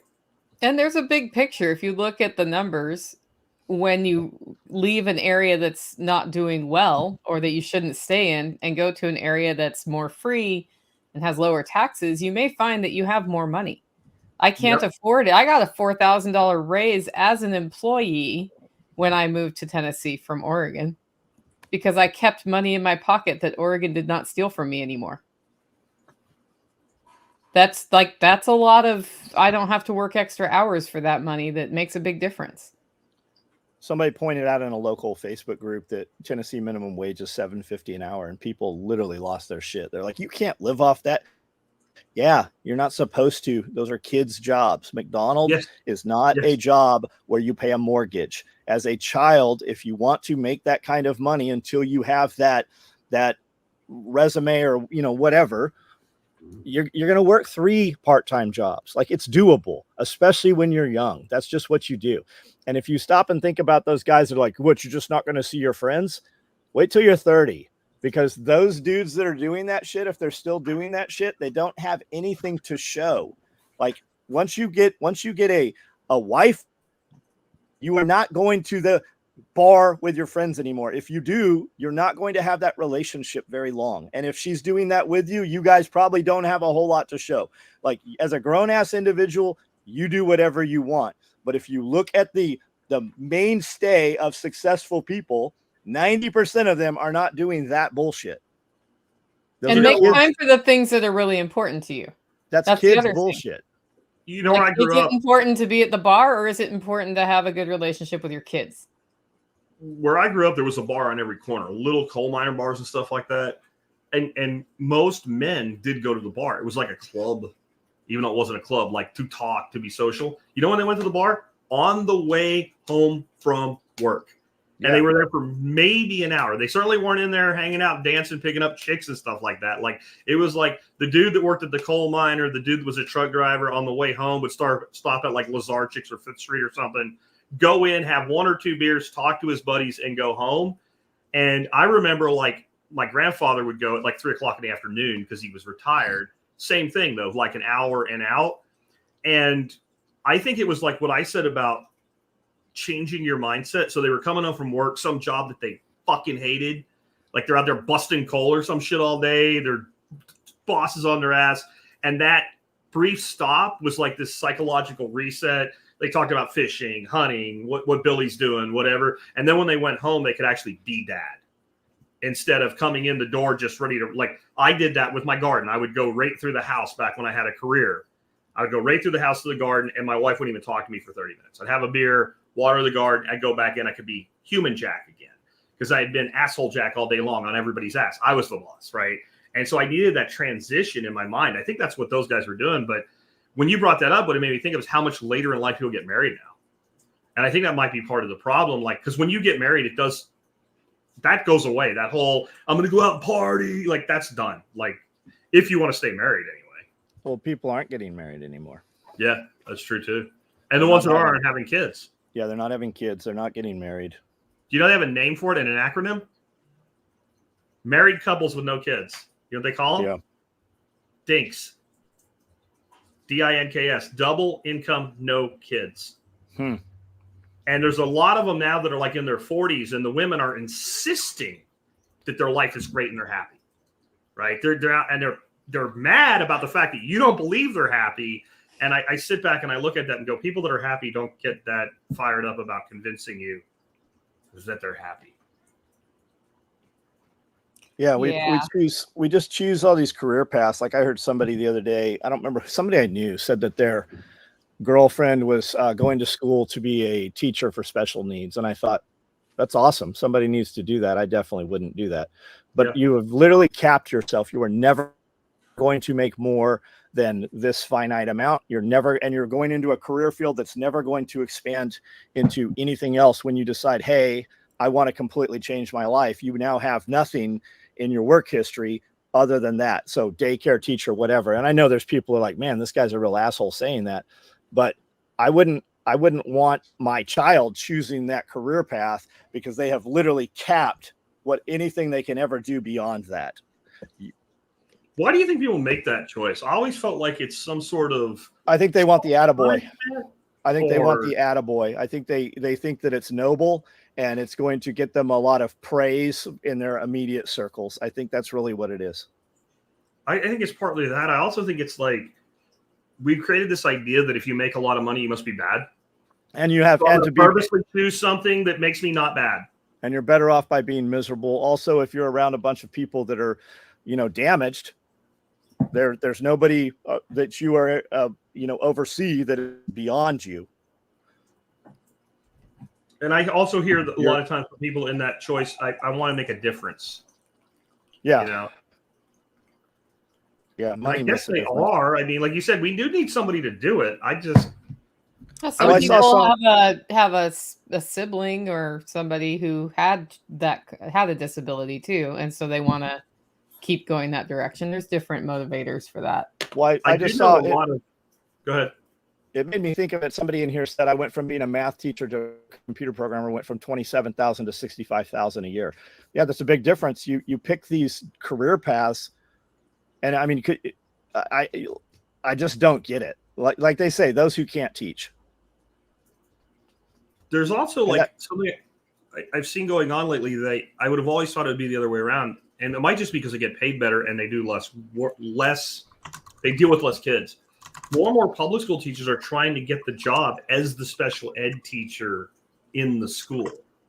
Why? Because they deal with the kids a lot of times one-on-one or in small groups, and they get a bump in pay. They actually make more than the person that teaches, like, U.S. history 1867 to present or whatever, especially if you want to stay in the grade school range. Because like one way you can make more money as a school teacher, at least I haven't looked across the country, but in Texas, a high school teacher is paid better than a middle school or elementary teacher. And so but a lot of people, like especially females, do not want to teach in high school because now you have all the gang activity in high school and shit like that. And you have these kids that are 17 years old and they weigh 250 pounds, right? So they don't want to go to that level. They want younger, easier to control, and they want more money. And they seem like maybe that's why because like my sister-in-law is a teacher. That's what she's done is moved into special ed. And my grandkids' other grandparents are both teachers, and my grandmother-in-law, whatever the hell you would call it, is trying to move into special ed. I loved teaching high school students. I did not love the high school bureaucracy because they're mature enough to be reasonable, even though they aren't always reasonable. Why are you burning that boat, Jack? Ask John. It's his shirt. Tell him what it is, John. I'll model for you. Yeah. Well, Burn the Boats came from Tony Robbins. Cortez. They had tried to take Cortez's gold, or they had tried to take the Aztecs' gold over and over. Every time they would come on the islands, they always got pushed back and retreated, whereas Cortez said, we're going to burn. And if we leave, it's because we've gone through them and taken their boats on the other side of the island. But what I thought he meant when he said that, when I read that comment, was you talking about buying boats and burying them. I thought he was talking about you had a friend that had done that and you were giving up his secret hiding source. No, it's basically there's no retreat. Like we're committed 100%. That's yeah. Whenever you have a plan B, you're always going to fall back on that. Plan B. Alternative plans should always involve advancement. So like that's like there's never really in the military, you never really have a plan for retreat. You retreat when all the contingencies are already blown. And it's usually too late. Yeah. Okay, what's going on in Aurora, Colorado? According to the Colorado governor, absolutely nothing. You're just being lied to. Yeah, I've seen some on the ground guys go there, and when they're asking the Spanish speakers, they all say nothing's going on. When they talk to the English speakers, they're like, oh yeah, it's happening. Like I just watched this morning, I watched a guy who went there to that housing complex, that apartment complex, and the red door is there. There's bullet holes in the wall. He said, holy cow. He said $1,400, and this place is a shithole. And they said, yeah, they whatever that La Tregua or whatever that gang is, people said, yes, they are here. It's not a big problem. It's a shootout between them. He asked White Rasta guy out on the sidewalk, is it safe? He said, yeah, it's safe during the day, but you definitely don't want to go out at night. See, if I'm a governor of a state and I have that shit going on, there's either like a state police TAC team, a sheriff's department TAC team, or national. Somebody's going in there and we're clearing that shit out now. Like I'm not. The problem with this, even if it's not as bad as you've been told and it's somewhere in the middle, these are like cancers. And if you see a tumor and you can remove the tumor easily, get rid of the tumor or it will spread. And I think this is our future. I think that this kind of shit will start going on everywhere. Because if they can get away with it in one place, then they can much more easily get it away with it if they're doing it 20 places at the same time.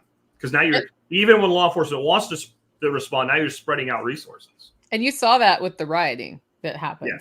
Yeah. Yep. This is our future. I think it's very telling of what's going to happen. Like as the wheels start to come off, more and more stuff like this is going to happen. And it doesn't help that we've let in millions of people and we don't know who they are. And some of them are bad guys, right? So when people say, well, it's only a small number, what's a small percentage? 2%? What's 2% of fucking 20 million? That's a shitload of people, right? Didn't we close down all of society because 0.09% of people might die from COVID because the law of large numbers? Doesn't that work the other way too? I'm just saying. Yeah. Tom says, saw a follow-up from a resident that said they were told they are squatters and have squatters' rights, which is, as a landlord, can be frustrating when somebody takes over your house. Yeah. Yeah, I'm back to you're leaving. You're leaving. Two $100 bills and a trip to the gym, and I will evict you. There are people that are just looking for an excuse to beat somebody's ass, and I'm looking for the dude with no neck that looks angry at the barbell. That's who I'm looking for. I need these two guys out of my house. Get a buddy. Here's $200. You're leaving. I promise you're leaving. And you don't know me. Yeah, the squatters' right shit needs to end, and then now squatters have no rights except to be forcibly removed. Yeah. Yeah, squatters' rights was an old thing of like you took care of a piece of land for like 20 years and it went neglected, and then you had a claim on it. That's like the origin of the whole thing, from my understanding. Yeah, it's wild. Some of the squatters' rights stuff. They're moving into neighborhoods and taking over multi-million-dollar properties and stuff.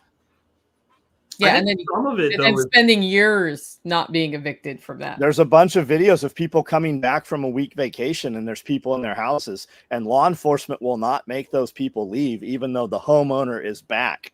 Yeah.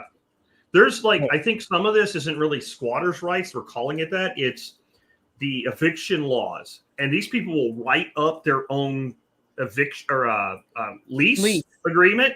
And when the cop comes in, this guy's lying. I have a lease agreement with him. If he wants me out, he needs to go to court, and it takes 6 months to evict somebody. And so the cop's like, I have and the guy's going, that's not me. And, they'll even look up like your name and shit. And so you're the counterparty on this fake contract. Now, what should happen right there? That cop should be like, hand me that lease.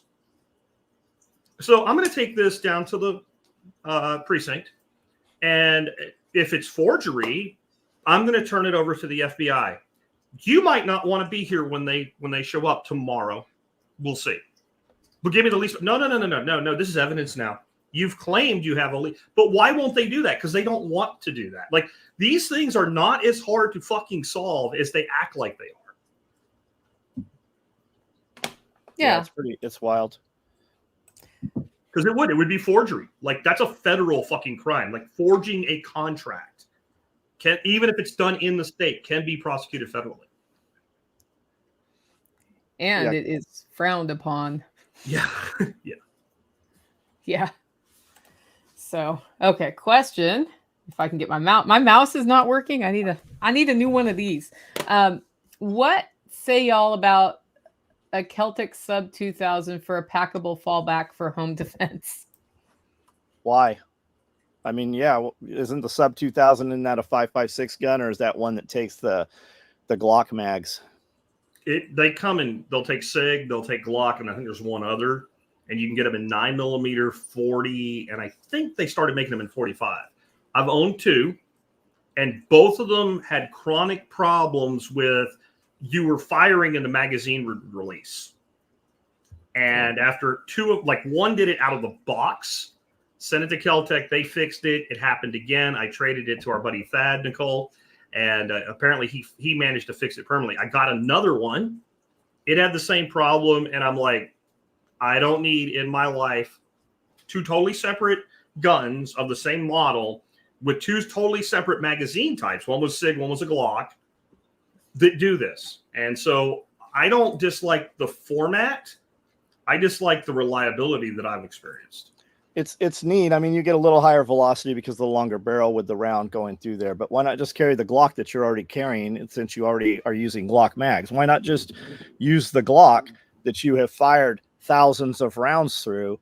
And are you really shooting people at distance with a pistol caliber that you can't just shoot them with a pistol? Like, if you're engaging beyond that, maybe you're better off not engaging, right? Break contact rather than, I mean, what's the plan? We all have these grandiose ideas that you're going to shoot the bad guy at distance and pick up his rifle or whatever.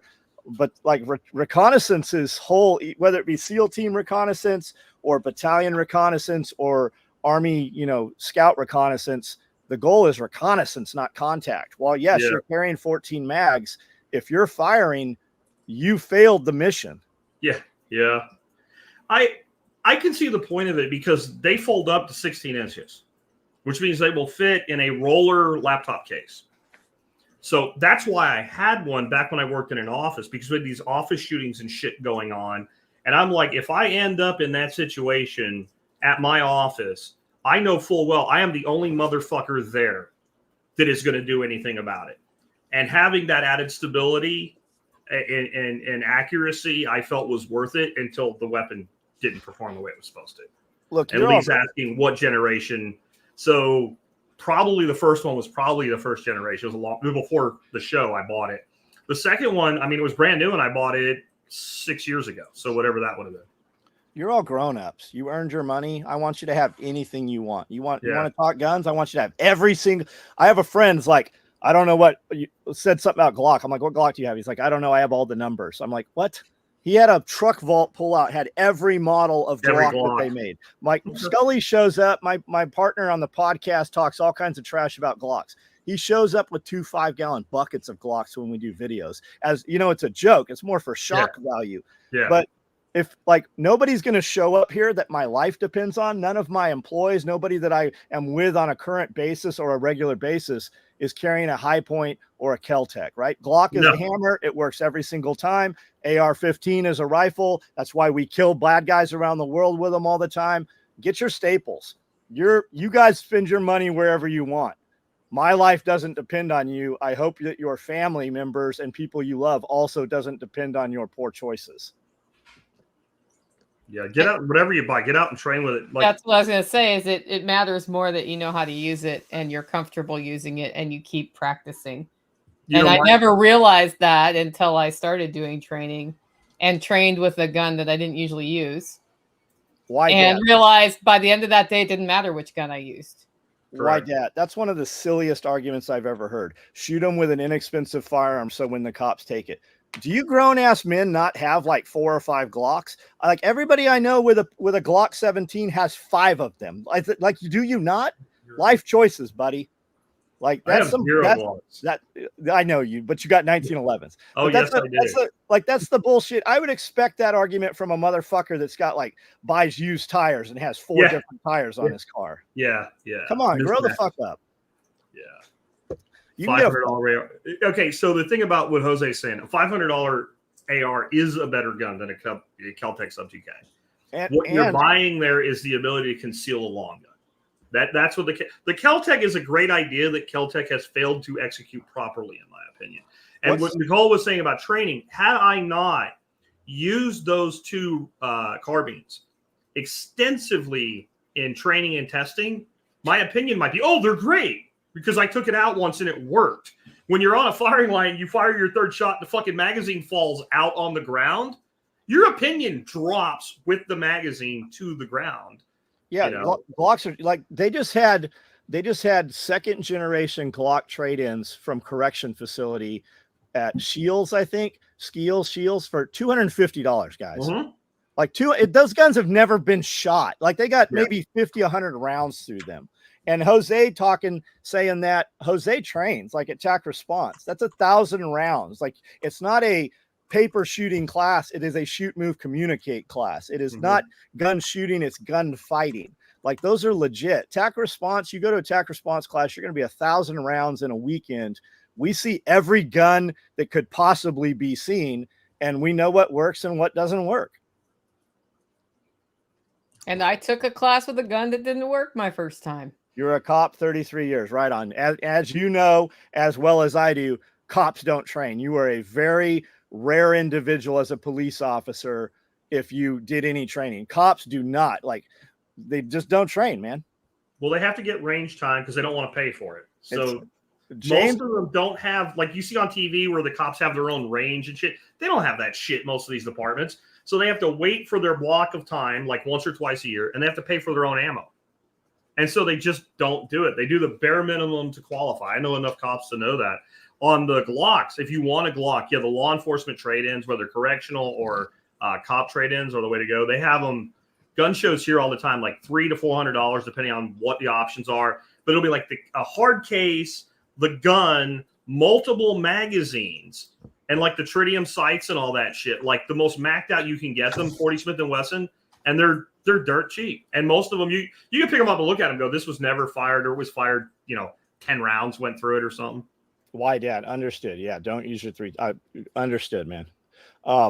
TAC response with a 1022. My son at age 9 was the youngest to take a tactical response class fighting rifle. He did that first class with a 1022. Since then, there has been 6-year-olds to take the class.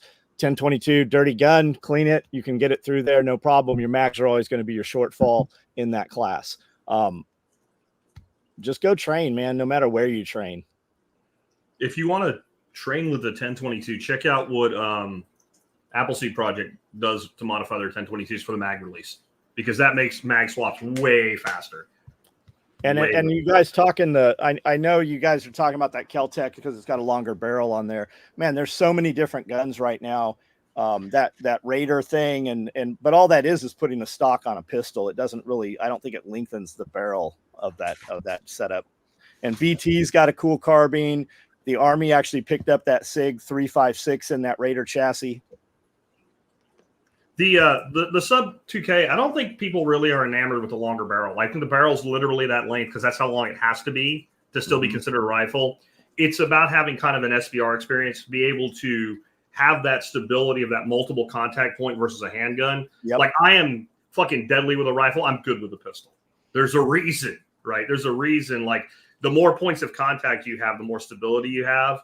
And honest to God, that thing extended. If it worked like it was supposed to, it would be fantastic. It really would, because it is about the same overall length as most people's, when they go get a tax stamp and bring their AR down to a 12-inch barrel. So it has that. It just doesn't shoot where the fuck. And you can set an AR up with a side folder, and you can set it up, a pistol with a side folder on there, which, gray area right now, but you can get a super small backpack AR-15. Ooh, this all might be coming to a head too with the courts, man. Did you hear about the machine gun thing? It really seems to be, yeah. That was like, so don't go out and start buying Glock buttons or whatever yet. But this dude was prosecuted. I think one was a Glock with a button, and the other was like a full-on I think machine gun, he was like a legit machine gun. I think he was a straight-up criminal too. I think he was not upstanding citizen. Well, if you got a Glock button, you probably are. Like they're not very practical, right? So, but his defense wasn't. It's not mine. I didn't own it. His defense was Second Amendment, and a federal fucking judge appointed by Trump said, "You're correct. The Constitution does not give the federal government the authority to regulate a weapon because of its rate of fire." Now, that's not a done deal. That's going to now work its way through the system. But, I think suppressors, that's going to become no more tax stamps. That's why I think they're doing it used to be, it took like 6 months to get a tax stamp for a suppressor. Now it takes like a day. Yeah, 2 days. Yeah, 1 to 2 days and you've got it. Depends on what time in the morning you apply. If you apply at 8, you might have it before close of business. And I think they're just money grabbing because I think they put the finger up in the wind and they're like, this is all going to fall apart. The whole 86 NFA may fall apart. That would be interesting. I saw a video the other day. It was a dude shooting an Uzi, and it said, "Never forget what Reagan took from us." Yeah, he used to be able to buy shit through the mail like that. Yep. Unintended Consequences. Check out that book. I just saw you guys talk. I'm gonna see if I can find it. It's pretty cool. He can't talk and find it at the same time. No. It's interesting to see freedoms return that should not have been taken away at the same time that freedoms are being taken away in other areas. It is weird, isn't it? Yeah. Oh, here it is. It's an ad from Kmart. Let me put this up. Are Kmart still in business? Any of them? I don't know. I haven't. I don't know if who knows? We used to be a proper country, man. You could go to Kmart, and I don't know what year this ad's from, but what's kind of telling is the pricing of other things. So a single shot shotgun was $32.88. A Marlin Model 25 bolt action, which I still own one that I got in the 80s for like $70 at that point. So this is probably from the 60s or early 70s. $34 for a Marlin Model 25 bolt action 22. But a hunting coat was $16 and a pair of nylon faced hunting pants, like the ripstop ones so that you don't get tore up by the briars, $16. So for the price of 2 pair of pants, you could buy back then at Kmart a 22 rifle, or you could buy a single shot shotgun. And you could go to Kmart. You didn't fill out a piece of paper either. You just went in and bought it.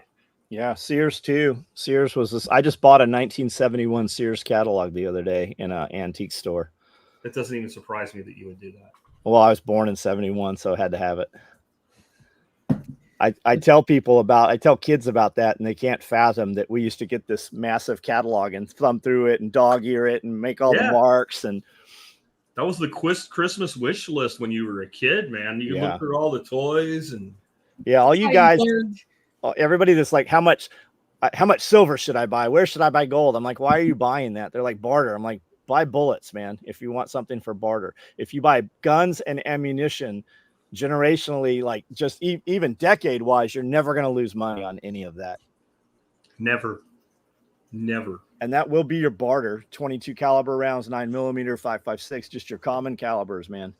Well, guns are built purposefully to last, unless they're Kel-Tecs, I guess. But like my point with that Marlin is, so that gun was bought for $75, $75 in the 80s. It was my trapping rifle. It will still drill a dime out at 50 yards. And it was a $70 gun. You can't even buy it anywhere. The equivalent today is like $250, $300. Like what Marlin makes, that's basically the new version of it. And I'd rather have one of the old ones than the new ones. I have no reason to believe that if I bought the new Marlin today, that I won't feel the same way in another 30 years. I don't think the new Marlins are as good as they were. I don't think they are either. That's what I'm saying. And you could probably go out right now and find one of those old Marlin 25s at a gun show for like $100. Sean, then don't barter it then, man. Like, do whatever you want. Why would you, whatever, stock up all the gold and silver you want, man. We can always play devil advocate. No, you're going to be nicer than me. Stop this stupid fucking shit, please. Okay? I've heard this so many times. I'm so tired of hearing this. If you barter a gun, it's going to be turned around and used against you. Shut the fuck up. I'm done. I can't even do that with people anymore. There's too much TV and too much internet and not enough life. Barter with better people. I mean, I don't know. You're probably not meeting a stranger in town square that, whatever. I mean, do what you want to do. Fuck. Same thing with the alcohol. Don't throw a garden either, because the fuckers will steal your tomatoes when the apocalypse hits. I think after 16 years, I'm at my end with people like this. It's the same. We've convinced kids that they shouldn't own property because they have to pay property tax and they don't really own the property. We've convinced kids that they shouldn't want for anything more grand other than a tiny house. The person that's going to shoot you with the gun you bartered already has a gun they're going to shoot you with. I just wish people would be honest and say they don't want to. Yeah, that's fine. That's like every time we do Self-Reliance Festival, there's a reason you can't come. This time it's an alien invasion. But if we were closer to the election, it would totally be the election. But there is an alien invasion scheduled for that weekend. What, the eclipse? The last one? It was the eclipse. The eclipse. Jesus was coming behind the sun or something. I don't know. Humble mechanic, man. Good to see you on here. Don't buy a computer because of Y2K. We were definitely, we thought we were ready for Y2K. We had a lot of fun getting ready for Y2K. And we were doing all the gun shows and everything. And right after Y2K, there was a ton of shit on sale. Oh, no. The internet. There he is. The extended financing put a bunch of companies out of business right after Y2K because of the ads that they were extending to everybody. But good to see you here, man. Wendy Homestead says, I live in a tiny home, so I can buy property. See, there's a reason for that choice, right? Guys, I have tiny homes. I'm sitting in one right now. I'm just saying, we used to tell kids you can do anything you want. Now we tell them, pick some finite thing that makes this amount of money so that it will buy you this life. We grew up knowing kind of what our parents made and where we lived and how much money came in to live that lifestyle. And then that's the lifestyle we think we're going to live when we're, 20 or 30. So we just pick one of the 5-10 jobs that are available that maybe make that much money. And it's not something we want to do. It's just the one that we can tolerate the most that will make that amount of money. And by the time it's time to live that life, that amount of money doesn't buy any of that shit anymore. Whereas if we told kids find something you love to do, and let's figure out how to monetize that. I could take a 15-year-old kid and take any dude who's been working in some career for 5 years and have this 15-year-old kid in 6 months outperforming that dude and working less hours. Yes. Every single time. Absolutely. And the excuses, I don't blame the young people with the excuse. I blame the system for programming them with the excuse. The house thing is a perfect example. Well, you'll never own your house. So I'll tell you what you can do then. You could be my tenant and you can make me money, build my equity, and pay my property taxes for me. Do you really think your landlord's like, well, I'm going to charge them this much for rent and I'll move a total different column for taxes because it's not fair that I pass on my property taxes to my tenant. Like the fanciful world people live in, and you know who that person is. Nicole's like, just like her face, I can see it in her face. Like that is a person that is looking for an excuse because they can't figure out how to buy a house. That person doesn't actually believe the words coming out of their mouth. They've gotten comfortable with an excuse. Or they just don't want to, and that's okay too. That's fine. But don't take your bullshit and derail what I've taught my kids or my grandkids. Yeah. I want them to do more than what minimal people do. And the only people who don't pay property tax are homeless. Somebody said, I bought a tiny property, so I have to build a tiny home. If that's what you want, that's badass. When we moved on this 10-acre property and had this 10,000 square foot building, I said, we'll never fill it up. It's completely filled. And it's 16,000 feet now. Like what you want today will change. And what we do today will greatly limit 3 years from now on what we do. And we'll be like, well, we already have this. We'll just make it work. And you hem and haw. Before you know it, you're 50 years old. But in their defense, John, not everybody's going to have like 5 full-size taxidermy giraffes in the house. But they don't take up much room. They're just tall. They're just tall. So you needed a tall ceiling. We all have our things that we like, though. John likes weird shit. Like, I love going to your place just because I feel like I'm in like some kind of oddities museum or something. I just bought an entire dental office, like all of it. I have an entire dental suite, the chair, the drill, suction, like the whole fucking thing from like 1950s, 60s, the avocado green that matches the exam tables and shit. I just bought all of that. I bought a trailer full of that old shit. I just like weird shit, and I can do that, but it doesn't keep me from doing anything else, is what I'm saying. Yeah. Like when I bought the first giraffe, the intention was to put it downstairs, cut a hole through the floor, and have the bottom of the giraffe downstairs and the head upstairs holding a big egg basket full of, hand-painted hand grenades was the plan. The building wasn't tall enough to do it. I had to put it in the middle of the building, and that was very much in the way, and that's why they ended up out in the garage bay where it's 20 foot tall. Nicole, if I had said somebody we both know just bought an entire dental office, but not the office itself, just all the stuff in it, who is it? Wouldn't you have immediately said it's him? I would have known exactly who it was.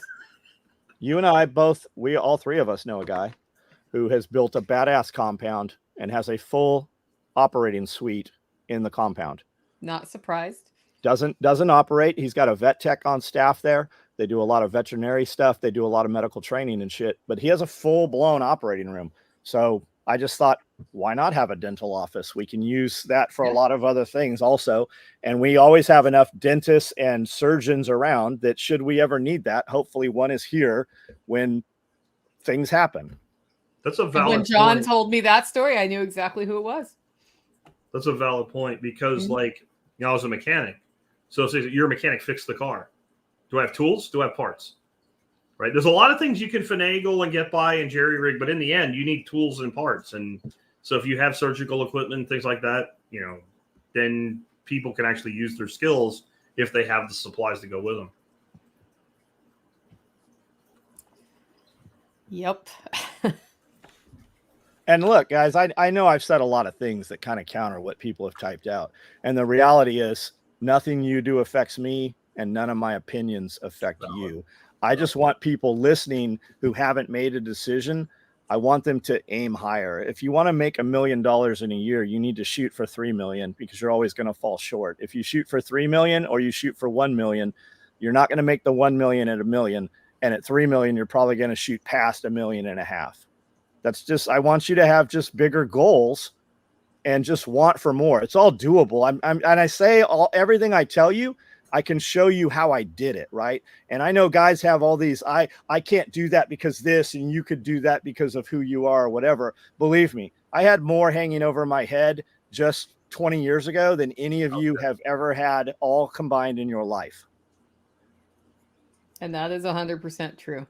More than Nicole and I put together, I'll tell you that. Yeah. And it's not like our lives were exactly easy. John is an American success story, but by choice. Like, John chose to dig out and build up.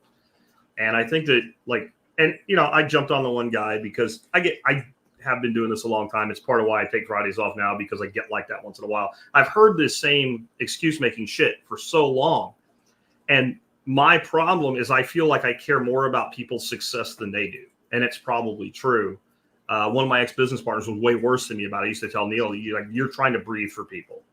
You can't breathe for people. I know better than breathe for people. Like, try to drag them across the finish line. Well, you can't do that either. Like, there's just so, and I know that person that said that, I guarantee you there's 100 other excuses in their life about things that are far more practical than bartering a gun during the apocalypse. And it pisses me off because I know how much, despite all this shit that we talk about, how much opportunity there is. And it literally crushes my spirit to think, like, I dedicate my life to teaching people how to build a better life for themselves. And then they turn around and they just, like, you show up and then you make excuses. Like, if you're going to show up, then grow up and do something with it. Like, we don't do this for our own amusement when we do these group talks like this. We're doing this for you guys. We want to see you succeed. Like, my biggest paydays, I don't know about you, John or Nicole, but like, my biggest paydays is when I get an email and it says, here's this fucking business I built because you said I could 6 years ago. Yep, that's the best. That's all. And I never heard from that fucking person asking for help or anything. They're like, look what I've done. Yep. Always. And then you're like, holy shit. And then you know what you're like? If there is a way I can help this person, I'm going to help this person. Because the converse is, I have this great idea. I need your help. You haven't done anything yet. I'm not going to, like, I learned that lesson a long time ago. Like, that's just a great way for me to damage my reputation with other people. Yep. And the easiest thing to do when you are in an excuse mode is just shut up. Yeah. Like, literally all you have to do is just not say it out loud to somebody, even if you felt it for a second, like, because that reprogramming makes you more aware. And when you're more aware, then you can start making changes. The other thing is, when you do speak it, you program it back into yourself. So it's a negative programming. And that's why it pisses me off. I know that the person that says these things constantly out loud is saying them more inside. And they're literally programming that 3-pound computer in their bone skull to sabotage their own life. Even if they look okay, like, their limitation they've placed on themselves is here, and their capacity is, like, beyond the frame. Like, it's so far above where they'll limit themselves to. And that sucks, because I guarantee you anybody that will tune into something like this and listen to some level of verbal abuse from me and a little bit less from the two of y'all, you have potential or you wouldn't be here. Like, you would not be here. Like, if I wanted to make as much money as I could, I'd be up on a stage like Tony Robbins having people break boards and bullshit and just raking the money in. Like, I don't want to do that because that's like false hope. That's like just like giving people this belief they can do anything. Then they go back to, you know, stuffing envelopes or whatever they do for a living. And I don't want that for people. I want people to actually do something with their lives. And man, there's so much. I used to think it was so hard. Now I'm like, I don't have enough time to do all the things I could do. Like, the worst thing I get from people is, I have this idea. I'm going to tell you about it. Oh, okay. Will you sign an NDA or some shit like that? You can't tell anybody. Shut the fuck up. I'm done. I don't even want to. I don't care anymore. I don't care. I'm going to run off and steal your idea of how to, like, put two things together that 37 other people have already tried. Like, well, and if it's actually an original idea that's never been done, it's going to be harder to build, probably. Yeah. You have a 90% chance that it will fail anyway. But you really have like another 90% chance it'll fail if nobody's ever done it. When you say you have no competition, that means nobody saw this opportunity but you. However, there is that 10% chance that you really did find something. Well, go do it. I mean, if you explain the idea for Twitter to somebody before it existed, like, I know what they would have said because I know what I said when I saw it. What the fuck is email for? Right? Why do I need to? Because remember, you had to wait and get an invite.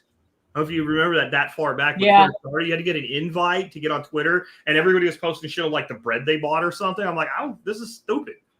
So that's the other thing. Like, just don't take, like, if you ask us our opinion of your idea and we say it's stupid, we could be wrong. Like, if I was a program director for like movies and TV back in the 80s, I would have made the biggest blunder in the world, because when they presented Power Rangers to me, I would have said, get the fuck out of here. Right. And like 6 years later, I'm standing in line to meet the green Power Ranger with my son. Right. Like, so like, we don't know everything. We know we don't. It's self-talk. It's as simple as it's just how you say things. Like, instead of saying I can't afford this thing, say how can I afford this thing? That's literally, and then you can always make the decision that I don't want to afford it, but it reprograms. It literally is that simple as a light switch. So a year and a half ago, what thing that was out of reach for me did I really want?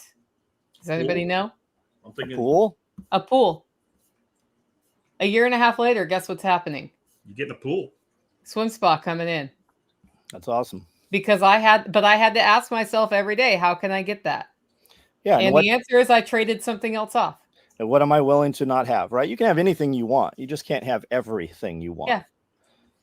You're going to notice my car is not as nice as it could be, but I'd rather swim. So you mean saying I can't have it for a year and a half didn't work, and you had to actually say you could have it? Like, making excuses for not having a thing never made the thing come? I didn't say that. Crazy. I said, how can I? Yeah. Yeah. And people will say, well, like, it's not that simple. It is, but simple doesn't mean easy. Like, because you had to give something up. There's plenty of things I want, and when I do the mental math or the spreadsheet math, depending on what it is, and I look at it and I go, I don't want it that much. But I don't turn around and make some bullshit excuse of I can't, the government will take it away, somebody will kill me with it. Like, that's not why I don't do it. I do it because on the analysis, I'd rather put my time, resources, and money into this other thing that I will get more benefit from long term than this other thing. Like, I like driving a pretty car. Nicole likes swimming. We should make different choices. I mean, yeah. Well, and never once did I say I can't afford the swim spa, even though it was a big number for me to think about, right? I just asked myself, how can I, or how do I make this work? And then the number wasn't as big when and then you're going to make the government pay for part of it, because you're going to do an accelerated 5-year depreciation against your Airbnb business, right? Maybe. That might be a thing.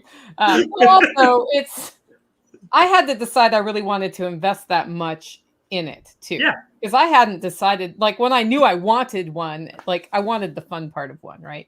Yeah. I had to decide if the cost to fund ratio was there. But then I realized, like, I'll exercise in that basically every day.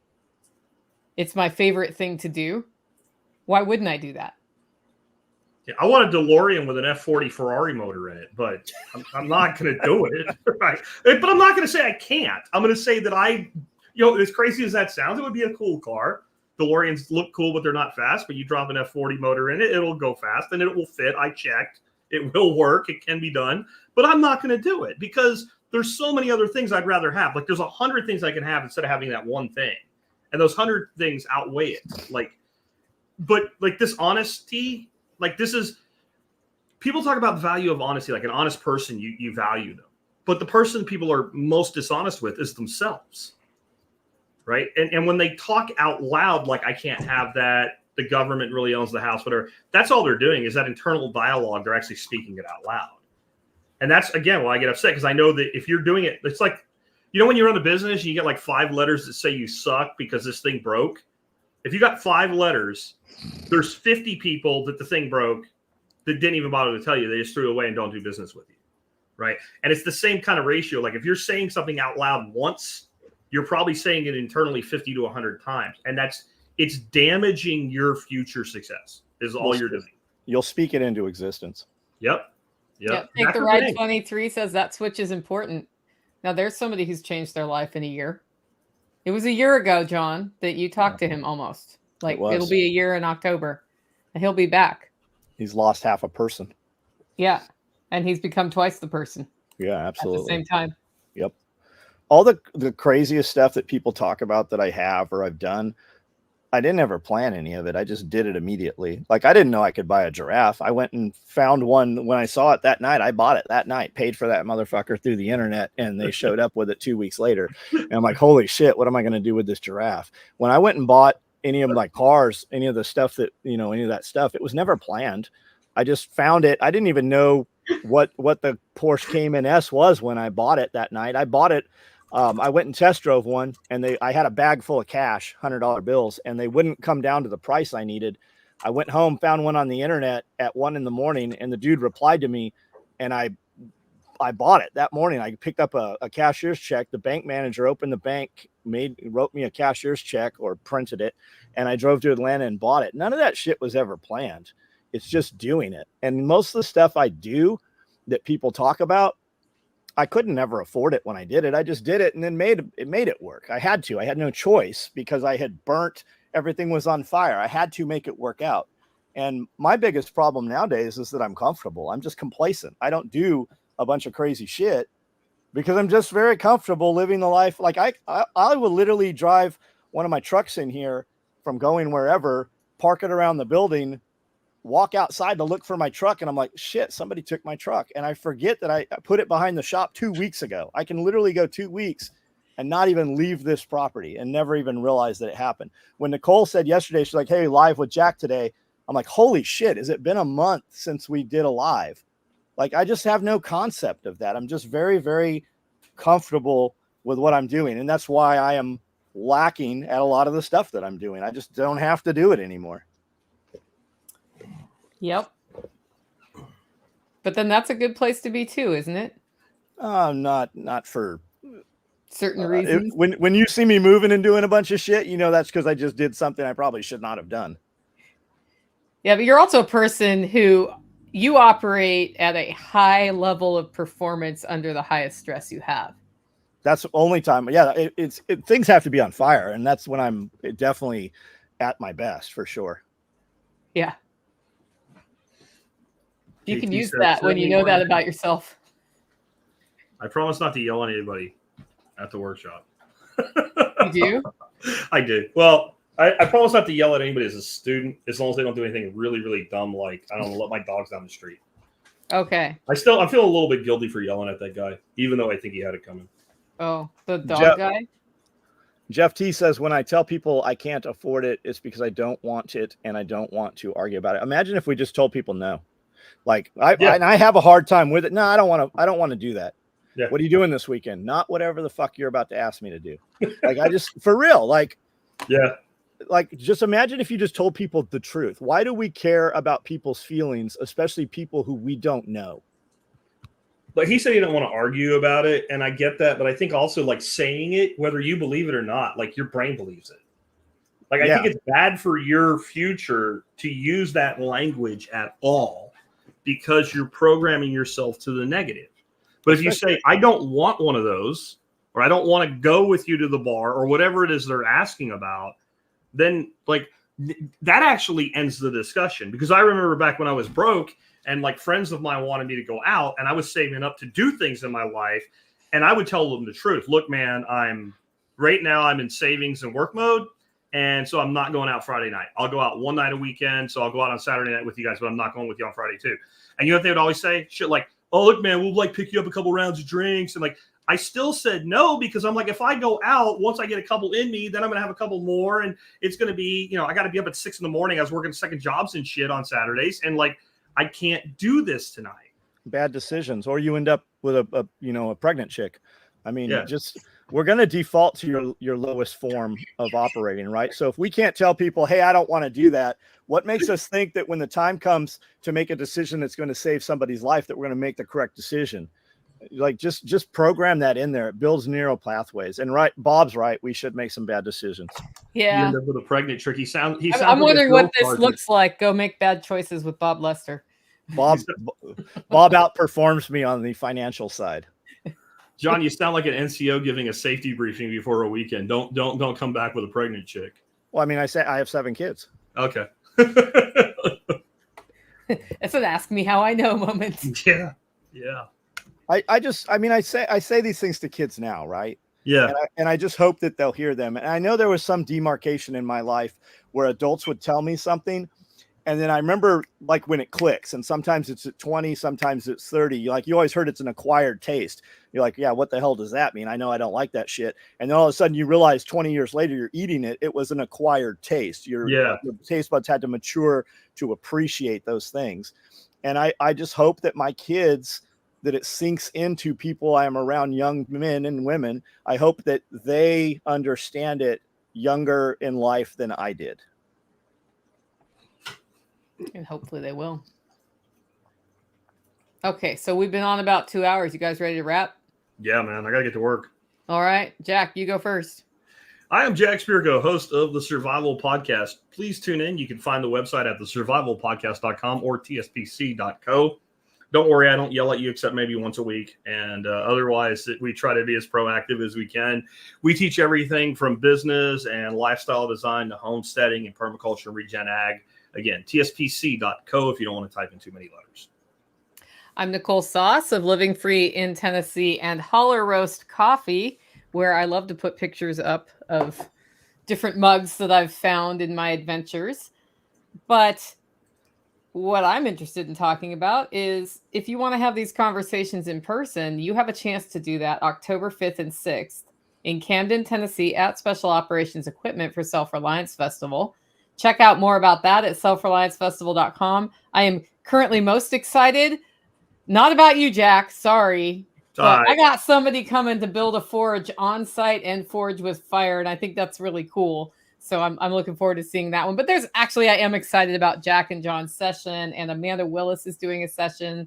We've got all sorts of things from homesteading to building a better life to self-defense to preparedness, and it's going to be really fun. So check that out, selfreliancefestival.com. If you want to come a couple days early, Sunny Puzikas is doing 2 different courses on one is to how to de-escalate a situation, and one is self-defense. We've got Chuck Peoples doing a more advanced wound closure class. So we're focusing in on that there. And Friday before, we have about 7 or 8 teachers doing self-reliance boot camp that starts in the morning with processing a rabbit and goes through a bunch of different topics from making tinctures to how to grow a garden better, those sorts of things. So it's going to be a really full day. And that's all at selfreliancefestival.com. Why don't you bring us out, John? I'm looking forward to seeing CJ Kilmer. Bear will be there as well. Hardways, Alaska. I do a live every night at 9:00. Jump on and we'll talk about that question that you asked there. I definitely have some thoughts on that. SOEtacticalgear.com is the website. I do a live on my YouTube channel every night at 9:00. Jump on. We can talk about anything that you guys want to. We do a different shirt every day of the week. This one says Save Our Republic. On the back, it says Join the Resistance. And you can see those on the website. Thank everybody. Thank you for your time. Thanks for being important enough to participate in this conversation here. And we'll see you guys next time. Bye.